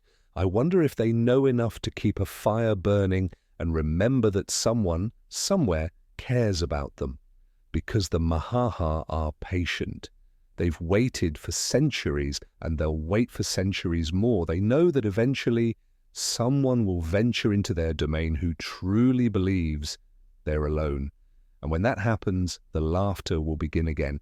I just hope that person remembers what I learned in time. The warmest fire you can kindle is the one lit by love and memory, and as long as that fire burns, the shadows cannot claim you. Even now, 28 years later, I still hear them sometimes.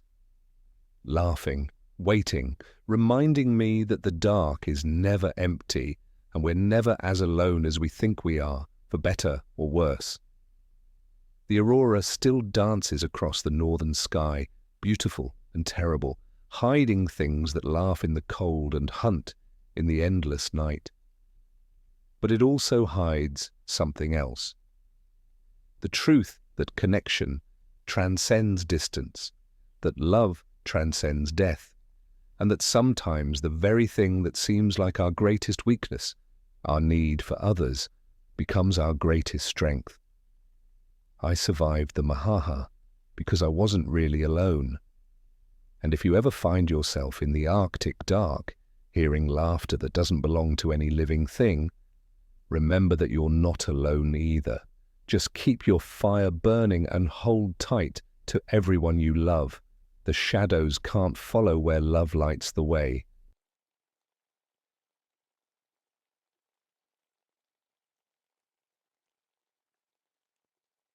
My name is Daniel Riverwind, but everyone calls me Dan. I've been a park ranger for 20 years now, and for the last 8 of those, I've been stationed alone at the Katmai Research Station in Alaska. It's not the kind of job most people would want, 90 miles from the nearest town, surrounded by active volcanoes and nothing but ash fields stretching to the horizon. But I like it here.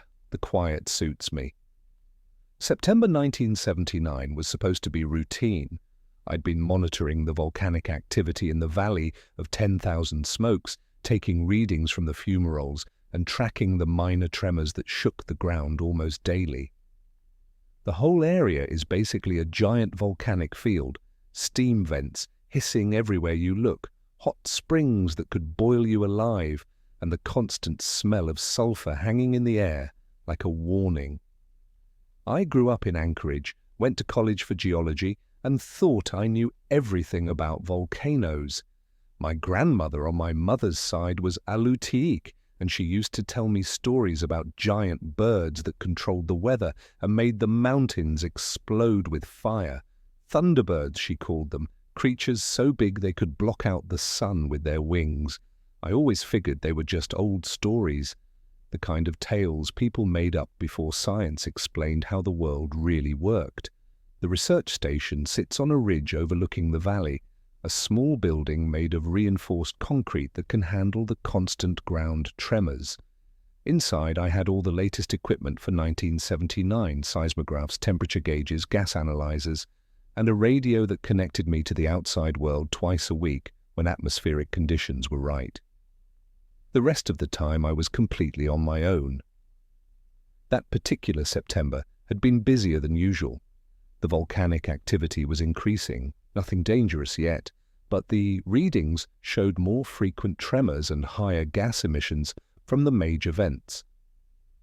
I'd been filing reports every few days, but headquarters in Anchorage didn't seem worried. It was normal for this area to have cycles of activity. What wasn't normal was the weather.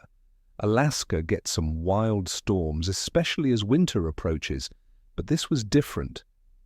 The winds had been howling for 3 days straight, coming from directions that didn't make sense according to my weather instruments. Sometimes the wind would suddenly stop completely, leaving an eerie silence that made my ears ring. Then it would start up again, but from a completely different direction, as if something massive was moving around in the sky above the clouds. The animals knew something was wrong before I did. The few caribou that wandered through the area had disappeared entirely. The ravens that usually hung around my station, hoping for scraps of food, had vanished. Even the hardy ground squirrels that lived in the rocky crevices seemed to have gone underground and stayed there. On September 15th, I was taking my morning readings when I noticed the first really strange thing. The temperature at fumarole 7 one of my regular monitoring spots about a quarter-mile from the station, had jumped 15 degrees overnight. That doesn't happen gradually with volcanic vents. They're usually very stable unless there's major underground activity, and my seismographs weren't showing anything significant. I hiked out to check the site in person, carrying my portable equipment and wearing the thick boots and gloves necessary for working around the hot springs. The path wound between steaming vents and pools of water, so acidic they could eat through metal. I'd walked this route hundreds of times, but that morning everything felt different, wrong. The air itself seemed to vibrate with a low frequency I could feel in my chest rather than hear. The normal hissing and bubbling of the geothermal features sounded muffled, as if the entire valley was holding its breath. When I reached Fumarole 7, I found something that made me stop dead in my tracks. The rocks around the vent had been moved, not shifted by earthquakes or erosion, moved deliberately, arranged in a rough circle about 20 feet across. Each rock was the size of a washing machine, and they'd been placed with precision that would have required heavy machinery. But there were no vehicle tracks, no signs of human activity, and no reason anyone would have been out here in the first place.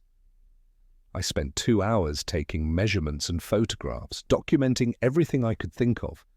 The temperature readings were even higher than my remote sensors had indicated, and the gas composition showed unusual levels of electrical activity in the volcanic emissions. But the arranged rocks bothered me most. In 20 years of field work, I'd never seen anything like it. Walking back to the station, I found myself looking up at the sky more than usual. The clouds were thick and dark, moving in patterns that seemed almost purposeful. Twice I thought I saw something large moving between the cloud layers, but when I stopped to focus, there was nothing there but grey emptiness.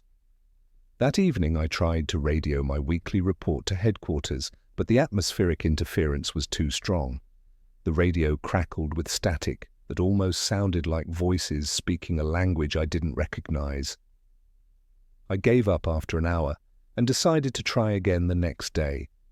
Lying in my bunk that night, I listened to the wind howling around the station. But as I drifted off to sleep, I could swear the howling sounded less like wind and more like something alive, something massive, calling out in the darkness above the valley. The next morning brought visitors, the first human contact I'd had in 3 weeks. Dr. Sarah Chen and her geological survey team arrived by helicopter just after dawn, their equipment-laden aircraft struggling against wind currents that seemed to shift every few seconds. I watched from my station as the pilot fought to land on the flat area I'd cleared for emergencies, the helicopter tilting and swaying like a leaf in a hurricane. There were 4 of them: Dr. Chen, who was leading a minerals survey for the University of Alaska, her graduate student Marcus Webb, equipment specialist Joe Kowalski, and pilot Tom Henderson. They'd come to take core samples from the volcanic deposits and planned to stay for 3 days. "Hell of a wind pattern you've got here," Tom said as he shut down the helicopter. He was a veteran bush pilot, someone who'd flown in every kind of weather Alaska could throw at him, but he looked shaken. "Never felt air currents like that. It's like something's pushing back against the rotor wash." Dr. Chen was more interested in my recent readings than the weather. She was a small woman in her 40s with the kind of intense focus that comes from spending years studying rocks and dirt. When I showed her my data from the past week, her eyebrows went up. "These temperature spikes are remarkable," she said, spreading my charts across the table in my station. "And this electrical activity in the gas emissions, I've never seen anything like it. It's as if the volcanic system is being charged from an external source." I told her about the arranged rocks at Fumarole 7, and she immediately wanted to see them. Marcus, her graduate student, was excited about everything. This was his first major field assignment, and he kept taking pictures and making notes about details the rest of us considered routine. We hiked out to the site as a group, carrying their core sampling equipment. Joe had brought a portable drill that could extract samples from solid rock, powered by a small gas generator that he strapped to his back like an oversized backpack. The plan was to take samples from several locations and compare them to baseline readings from previous surveys. The arranged rocks were exactly as I'd left them, but Dr. Chen noticed something I'd missed. "Look at the ground inside the circle," she said, kneeling down to examine the earth more closely. "The soil composition is completely different here. It's been subjected to intense heat, much higher than anything this fumarole should produce." Marcus started setting up his camera equipment to document the site while Joe prepared the drill.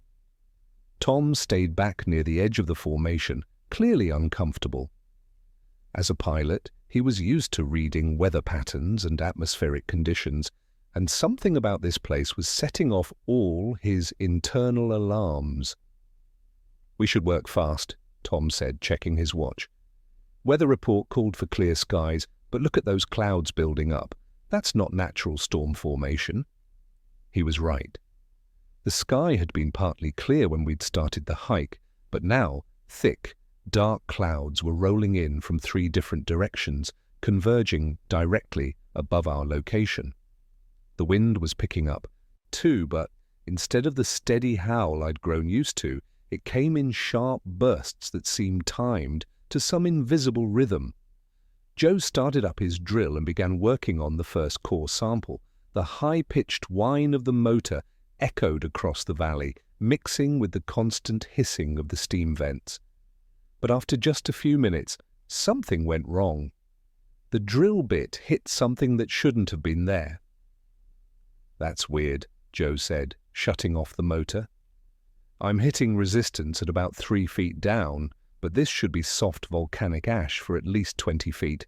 Feels like metal." Dr. Chen frowned and consulted her geological surveys. "There's no recorded metal deposits at this depth. Are you sure it's not just a large rock?" Joe tried again, adjusting the angle of the drill. This time, the bit caught on something and wouldn't come free. When he finally worked it loose, the metal tip was scored with deep scratches that looked almost like claw marks. That's when Marcus screamed. We all turned to see him pointing up at the sky, his face white with terror. Following his gaze, I saw something that made my blood go cold. There was a shape in the clouds directly above us, something massive moving between the grey layers. It wasn't quite visible, more like a shadow cast from inside the storm itself, but it was definitely there. And it was huge. The wingspan had to be at least 40 feet across, maybe more. "What the hell is that?" Tom whispered.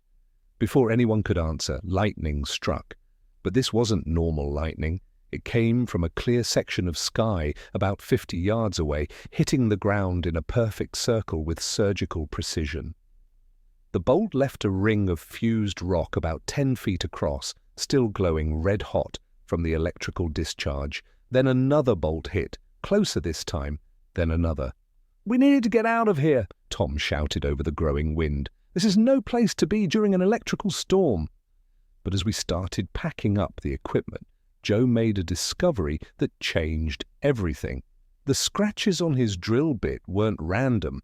They formed a pattern. When he held it up to the light, the marks clearly spelled out symbols that looked almost like letters, but not from any alphabet I recognized. Dr. Chen went pale when she saw them. "These symbols," she said quietly, "I've seen them before in traditional Alutiiq artwork. They're supposed to represent the thunderbird, the creature that controls storms and volcanic activity." The wind was howling now, coming from all directions at once, and the shadow in the clouds was getting closer. I could make out details that shouldn't have been possible, the curve of massive wings, the shape of talons that could probably grab a car. "Move!" I shouted, and we all ran for the station. But we didn't make it as a group. Just as we reached the halfway point, another lightning bolt struck right behind us. This one was different. Instead of the quick flash of normal lightning, it sustained for several seconds, like a continuous beam of electrical energy. The heat was so intense that I could smell my hair singeing, even though I was 30 feet away. When the light faded and my vision cleared, Joe Kowalski was gone. Not dead. Gone. There was a perfect circular depression in the ground where he'd been standing, about 8 feet across and 2 feet deep. The walls were smooth as glass, fused by heat so intense it had turned volcanic rock into a ceramic-like substance. His equipment was scattered around the edges, but Joe himself had completely vanished. Marcus was sobbing and Dr. Chen looked like she was going into shock. Tom grabbed us all and forced us to keep moving toward the station, but I could hear something new in the wind now, a sound that was definitely not natural. It sounded like laughter. We made it to the station and locked ourselves inside, but that didn't make any of us feel safer. Through the reinforced windows, we could see the sky getting darker by the minute. The clouds were moving in tight spirals now, like a hurricane forming in fast forward, but the center of the spiral was directly above us. Tom immediately tried the radio, while Dr. Chen checked on Marcus, who was still shaking from seeing Joe disappear. I started gathering supplies, food, water, emergency gear, because I had a feeling we might be stuck here for longer than planned. "Radio's completely dead," Tom reported. "Not just interference. The equipment isn't responding at all. It's like something fried the electronics." That's when I noticed the first real sign that we were dealing with something beyond normal electrical storms. All the electronic equipment in the station had shut down simultaneously. The seismographs, temperature monitors, even my digital watch had stopped working. But the mechanical devices were fine, the hand-crank radio still functioned, and the old analog barometer was working normally. "Whatever that thing is," I said, "it doesn't like modern electronics." Dr. Chen looked up from her notes, which she'd been furiously scribbling by hand. "I've been thinking about those symbols on Joe's drill bit. In Alutiiq tradition, the Thunderbird is supposed to be a guardian of the volcanic forces. It controls when mountains erupt and when they stay quiet. But the legends also say it can be hostile to people who disturb sacred ground without permission." "Are you saying we accidentally trespassed on some kind of holy site?" Marcus asked. His voice cracked a little. He was trying to stay calm, but he was just a kid, probably 23 at most. "I'm saying maybe my grandmother's stories weren't just folklore," I admitted. "She always told me the Thunderbird lived in the sky above the valley, sleeping in the clouds until something woke it up." As if responding to our conversation, another lightning bolt struck the station itself. But instead of damaging the building, the electrical energy seemed to flow around the concrete walls like water. When it finished, strange symbols had been burned into the ground all around us, the same markings we'd seen on Joe's drill bit. Tom was looking out the window with binoculars, his face grim. "You folks need to see this," he said quietly. I took the binoculars and looked where he was pointing. About half a mile away, near the largest cluster of fumaroles, the ground was moving, not shaking from earthquake tremors, actually rising and reshaping itself. Steam vents were opening in perfect geometric patterns, and the hot springs were changing color from their normal blue-green to brilliant red. "It's rewriting the landscape," Dr. Chen whispered when I handed her the binoculars. "The volcanic activity is following some kind of design." That's when we heard the voice. It came from everywhere at once, not through the air, but seeming to vibrate through the ground itself, up through the concrete foundation and into our bones. The words weren't in English, but somehow I understood them anyway. Maybe it was my grandmother's blood, or maybe the thing was speaking directly into our minds.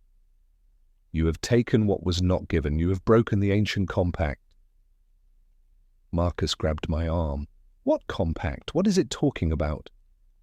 Before I could answer, Dr. Chen spoke up. The core samples, she said, her voice barely a whisper. In the old stories, you're supposed to ask permission before taking anything from sacred ground. We just started drilling without any kind of ceremony or offering.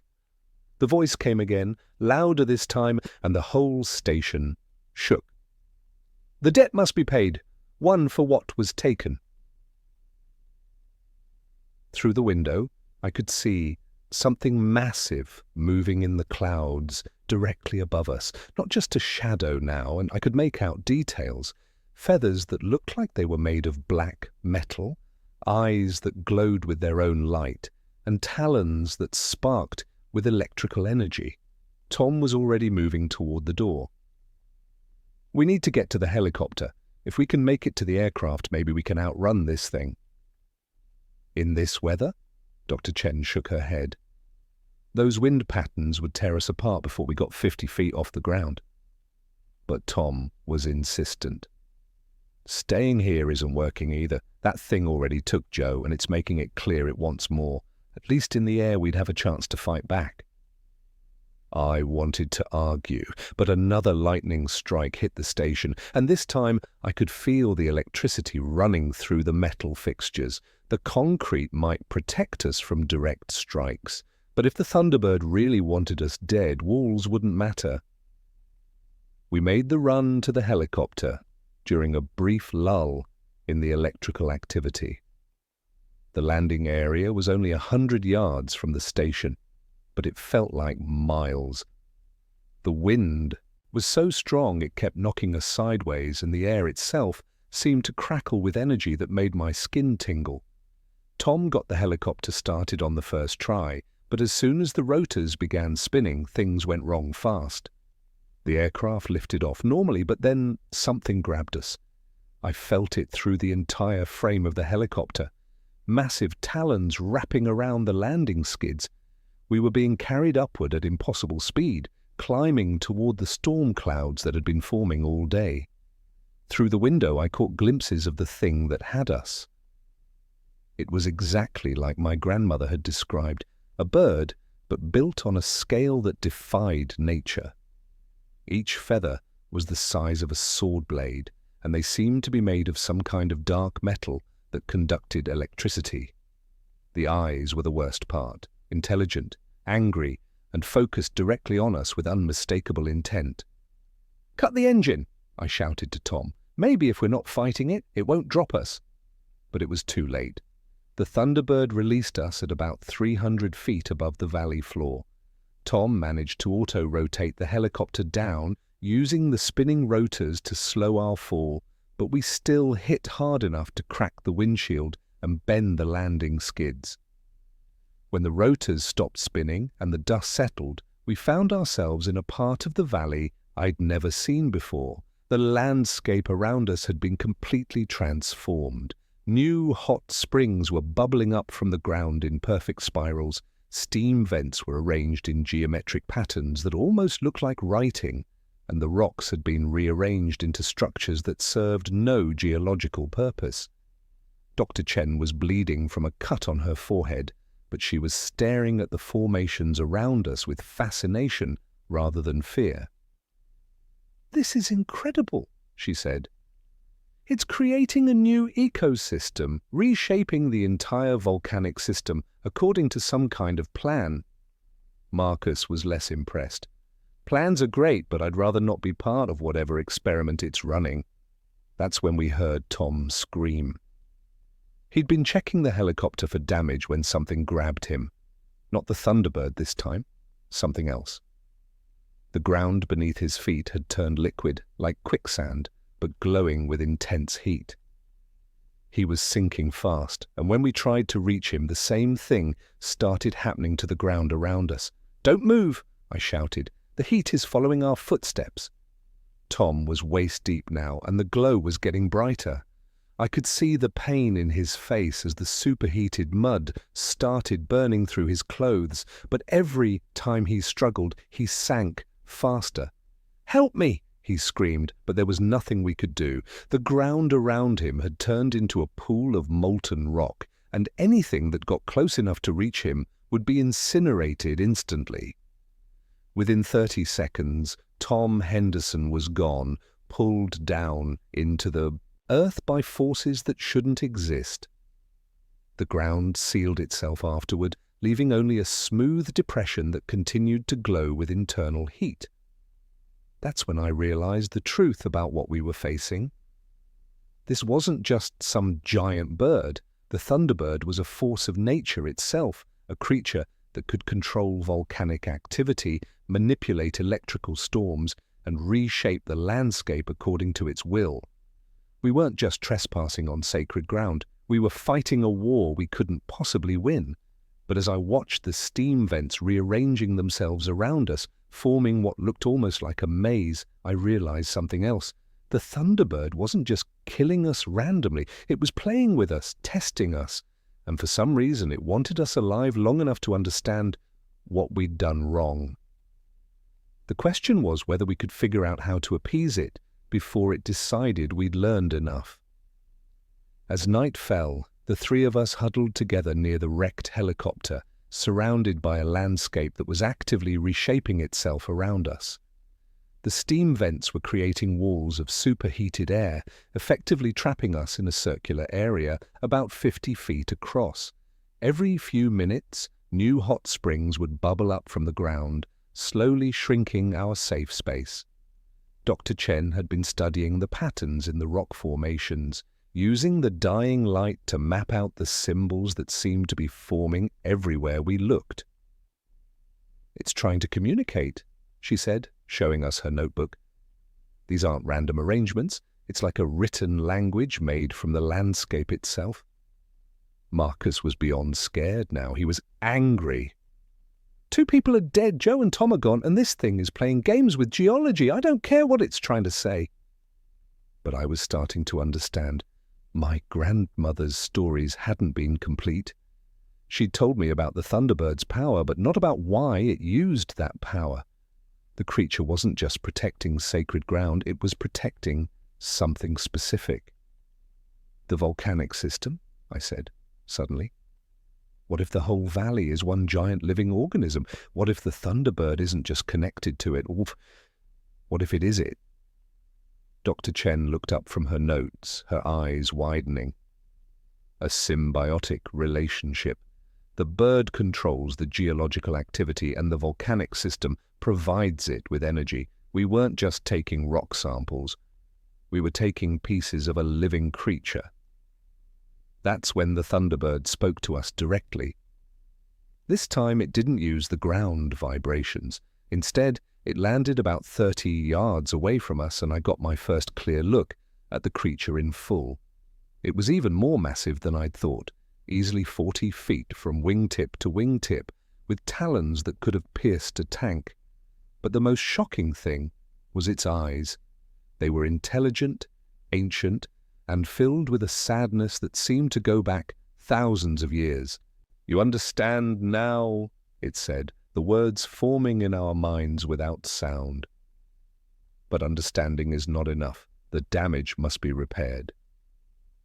"What damage?" I asked out loud, surprising myself by speaking directly to the creature. We only took a few core samples. The Thunderbird's head tilted, studying me with one massive eye. "You are Alutiiq blood. You should know better. Each piece taken without permission weakens the whole. Your machines have disrupted the energy flows that keep the mountain stable." As it spoke, I could see what it meant. The electronic equipment we'd brought, the drill, the seismographs, even the helicopter's instruments, had been interfering with the natural electrical field that the Thunderbird used to control the volcanic activity. Our presence hadn't just been trespassing, we'd been accidentally sabotaging a system that had been working for centuries. Dr. Chen stepped forward, her scientific curiosity overcoming her fear. How do we fix it? How do we repair the damage? The compact must be renewed. A guardian must be chosen to watch over this place to ensure that future intrusions do not threaten the balance. You mean like a park ranger? I asked. More than that, a true guardian, bound to the land as I am bound to the sky. Someone who will understand when the mountain speaks and know how to answer. I felt a chill that had nothing to do with the cold night air. You're talking about a permanent arrangement. Someone stays here forever. The choice is yours, child of two worlds. You can serve willingly, and your friends may leave safely. Or you can refuse, and all three of you will become part of the mountain itself, as your companions have become. Marcus grabbed my arm. Dan, you can't seriously be considering this. It's blackmail. But Dr. Chen was looking at me with understanding in her eyes. This is what you've been preparing for your whole life, isn't it? 20 years alone in the wilderness, studying the geological systems, learning to read the signs. You're already halfway to being what it needs. The Thunderbird spread its wings, and I could feel the electrical energy building in the air around us. Decide quickly, the mountain grows unstable. Without a guardian to help maintain the balance, the entire valley could erupt. The destruction would reach far beyond this place. I thought about my grandmother's stories, about the responsibility that came with understanding the old ways. I thought about Joe and Tom, who died because we'd stumbled into something we didn't understand. And I thought about the hundreds of thousands of people who lived within range of a major volcanic eruption. If I agree, I said, what happens to me? Do I stay human? You become something more than human. Your body will adapt to serve as a living instrument for reading the mountain's needs. Your mind will expand to encompass both the geological and spiritual dimensions of this place. You will live as long as the mountain lives, and you will know peace. It wasn't really a choice. I'd sworn an oath as a park ranger to protect the land and the people who visited it. This was just a bigger version of the same job. I'll do it, I said. The moment I spoke the words, everything changed. The Thunderbird let out a cry that shook the entire valley, but it wasn't a sound of triumph. It was relief, gratitude, and welcome all rolled into one. Lightning began striking all around us, but instead of being destructive, each bolt seemed to be repairing something. The ground where Joe had disappeared began to bubble and reform. The area where Tom had sunk started to solidify into normal volcanic soil, and I could feel something happening to me. My vision expanded first. I could suddenly see the entire valley as a living system. The flow of energy between the fumaroles, the deep underground rivers of molten rock, the electrical currents that the Thunderbird used to keep everything in balance. My body was changing too, becoming more attuned to the geological forces around me. It is done, the Thunderbird said. You are the new guardian of this place. Your friends may leave safely, but they must not speak of what they have seen to those who would not understand. Dr. Chen and Marcus were staring at me with a mixture of awe and fear. I probably looked different already. I could feel energy flowing through me that definitely wasn't normal human biology. We have to go, Dr. Chen said quietly. The helicopter's damaged, but I think Tom was right about the radio. If we can get to higher ground, we might be able to signal for rescue. I nodded, though speaking was becoming difficult. My voice was already starting to sound different. Go, get help if you need it, but remember what you promised. They left at dawn, hiking toward the ridge where they hoped to find radio contact. I watched them go with vision that could now see heat patterns and electrical fields as clearly as normal light. The Thunderbird had taken to the air again, circling high above the valley, but I could feel its presence like a constant, reassuring pressure. As the sun rose over the Valley of 10,000 Smokes, I began to understand my new role. The volcanic system wasn't just a collection of vents and hot springs. It was a living entity that needed constant care and attention. Every earthquake, every gas emission, every temperature fluctuation was a form of communication that I was now equipped to understand and respond to. I walked back to the research station to begin my real work as guardian of Katmai. Dr. Chen and Marcus made it to safety 3 days later. They were picked up by a search and rescue helicopter after managing to get a distress signal out from the old ranger station at Brooks Camp. Their official report stated that their geological survey had been cut short by unusual weather conditions and that equipment specialist Joe Kowalski and pilot Tom Henderson had been killed in separate accidents, Joe by lightning strike, Tom by falling into a superheated spring. No mention was made of the Thunderbird, the rearranged landscape, or the new guardian of the valley. I know this because I can feel their presence whenever aircraft pass over the park. My connection to the volcanic system has grown stronger over the years, expanding my awareness beyond just geological processes to include everything that moves through the airspace above Katmai. I sense every plane, every helicopter, every migrating bird that crosses the valley. The changes to my body stabilized after about a month. I still look human, mostly, but my skin has developed a slight metallic sheen that helps me conduct the electrical energies I use to communicate with the mountain. My eyes have adapted to see heat signatures and electromagnetic fields, and I no longer need normal food. I sustain myself directly from the geothermal energy that flows through the volcanic system. The loneliness was hard at first. No human contact, no radio communication, no connection to the outside world except for the occasional research team that passes through the area. But the mountain itself is surprisingly good company once you learn to listen to it properly. The volcanic system has its own personality, its own moods and concerns, and keeping it stable requires constant attention and care. I've prevented 3 major eruptions in the past 5 years, each one requiring careful manipulation of pressure release points and gas venting patterns. The work is satisfying in a way that my old job never was. I'm not just monitoring the geological activity anymore. I'm actively participating in it, helping to maintain a balance that protects thousands of people who will never know how close they came to disaster.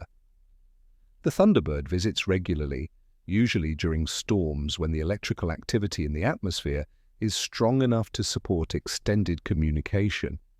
It's taught me things about the deep structure of the Earth that no geological survey could ever discover, showed me underground river systems and magma chambers that extend far beyond what any human science has mapped. Sometimes I wonder what Dr. Chen made of the core samples she managed to collect before everything went wrong.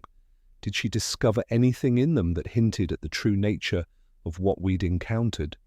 Did she ever try to publish research about the unusual electrical properties we detected in the volcanic gases? I hope not. Some knowledge is too dangerous to share, especially in a world that's becoming increasingly dependent on electronic technology.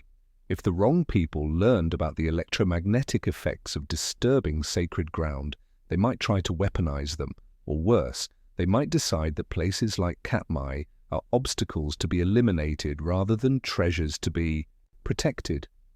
The tourists who visit the valley now see exactly what I want them to see: a beautiful but potentially dangerous wilderness area where the forces of nature operate according to understood scientific principles. They take their pictures of the steam vents and hot springs, read the educational signs about volcanic activity, and leave with a greater appreciation for the power of geology. They don't see the symbols that occasionally form in the arrangement of rocks around the major fumaroles. They don't notice that the patterns of gas emissions follow geometric designs that have nothing to do with random geological processes. And they definitely don't see the massive shadow that sometimes moves between the clouds on stormy days, watching over everything with ancient protective eyes. That's as it should be. The modern world isn't ready for the truth about places like this. that some corners of the earth are still ruled by forces older and more powerful than human civilization, that the boundaries between science and what people call magic are much thinner than most folks would be comfortable knowing, but the truth is preserved and the balance is maintained. The Valley of 10,000 Smokes continues to steam and bubble and occasionally rumble with seismic activity, just as it has for centuries. Visitors come and go, researchers take their measurements and samples, and life goes on. And high above it all, when the storms roll in from the Aleutian Islands and the wind howls through the volcanic peaks, you can sometimes hear something that sounds almost like singing. The voice of the thunderbird calling out in an ancient language that speaks of guardianship, responsibility, and the eternal dance between earth and sky. I sing back now in a voice that's learned to harmonize with the mountain itself, adding my small part to a conversation that began long before humans walked this land and will continue long after we're gone. It's not the life I planned when I became a park ranger, but it's the life I was meant for. The screaming winds of Katmai have found their guardian, and the mountain sleeps peacefully, knowing that someone is finally listening to what it has to say.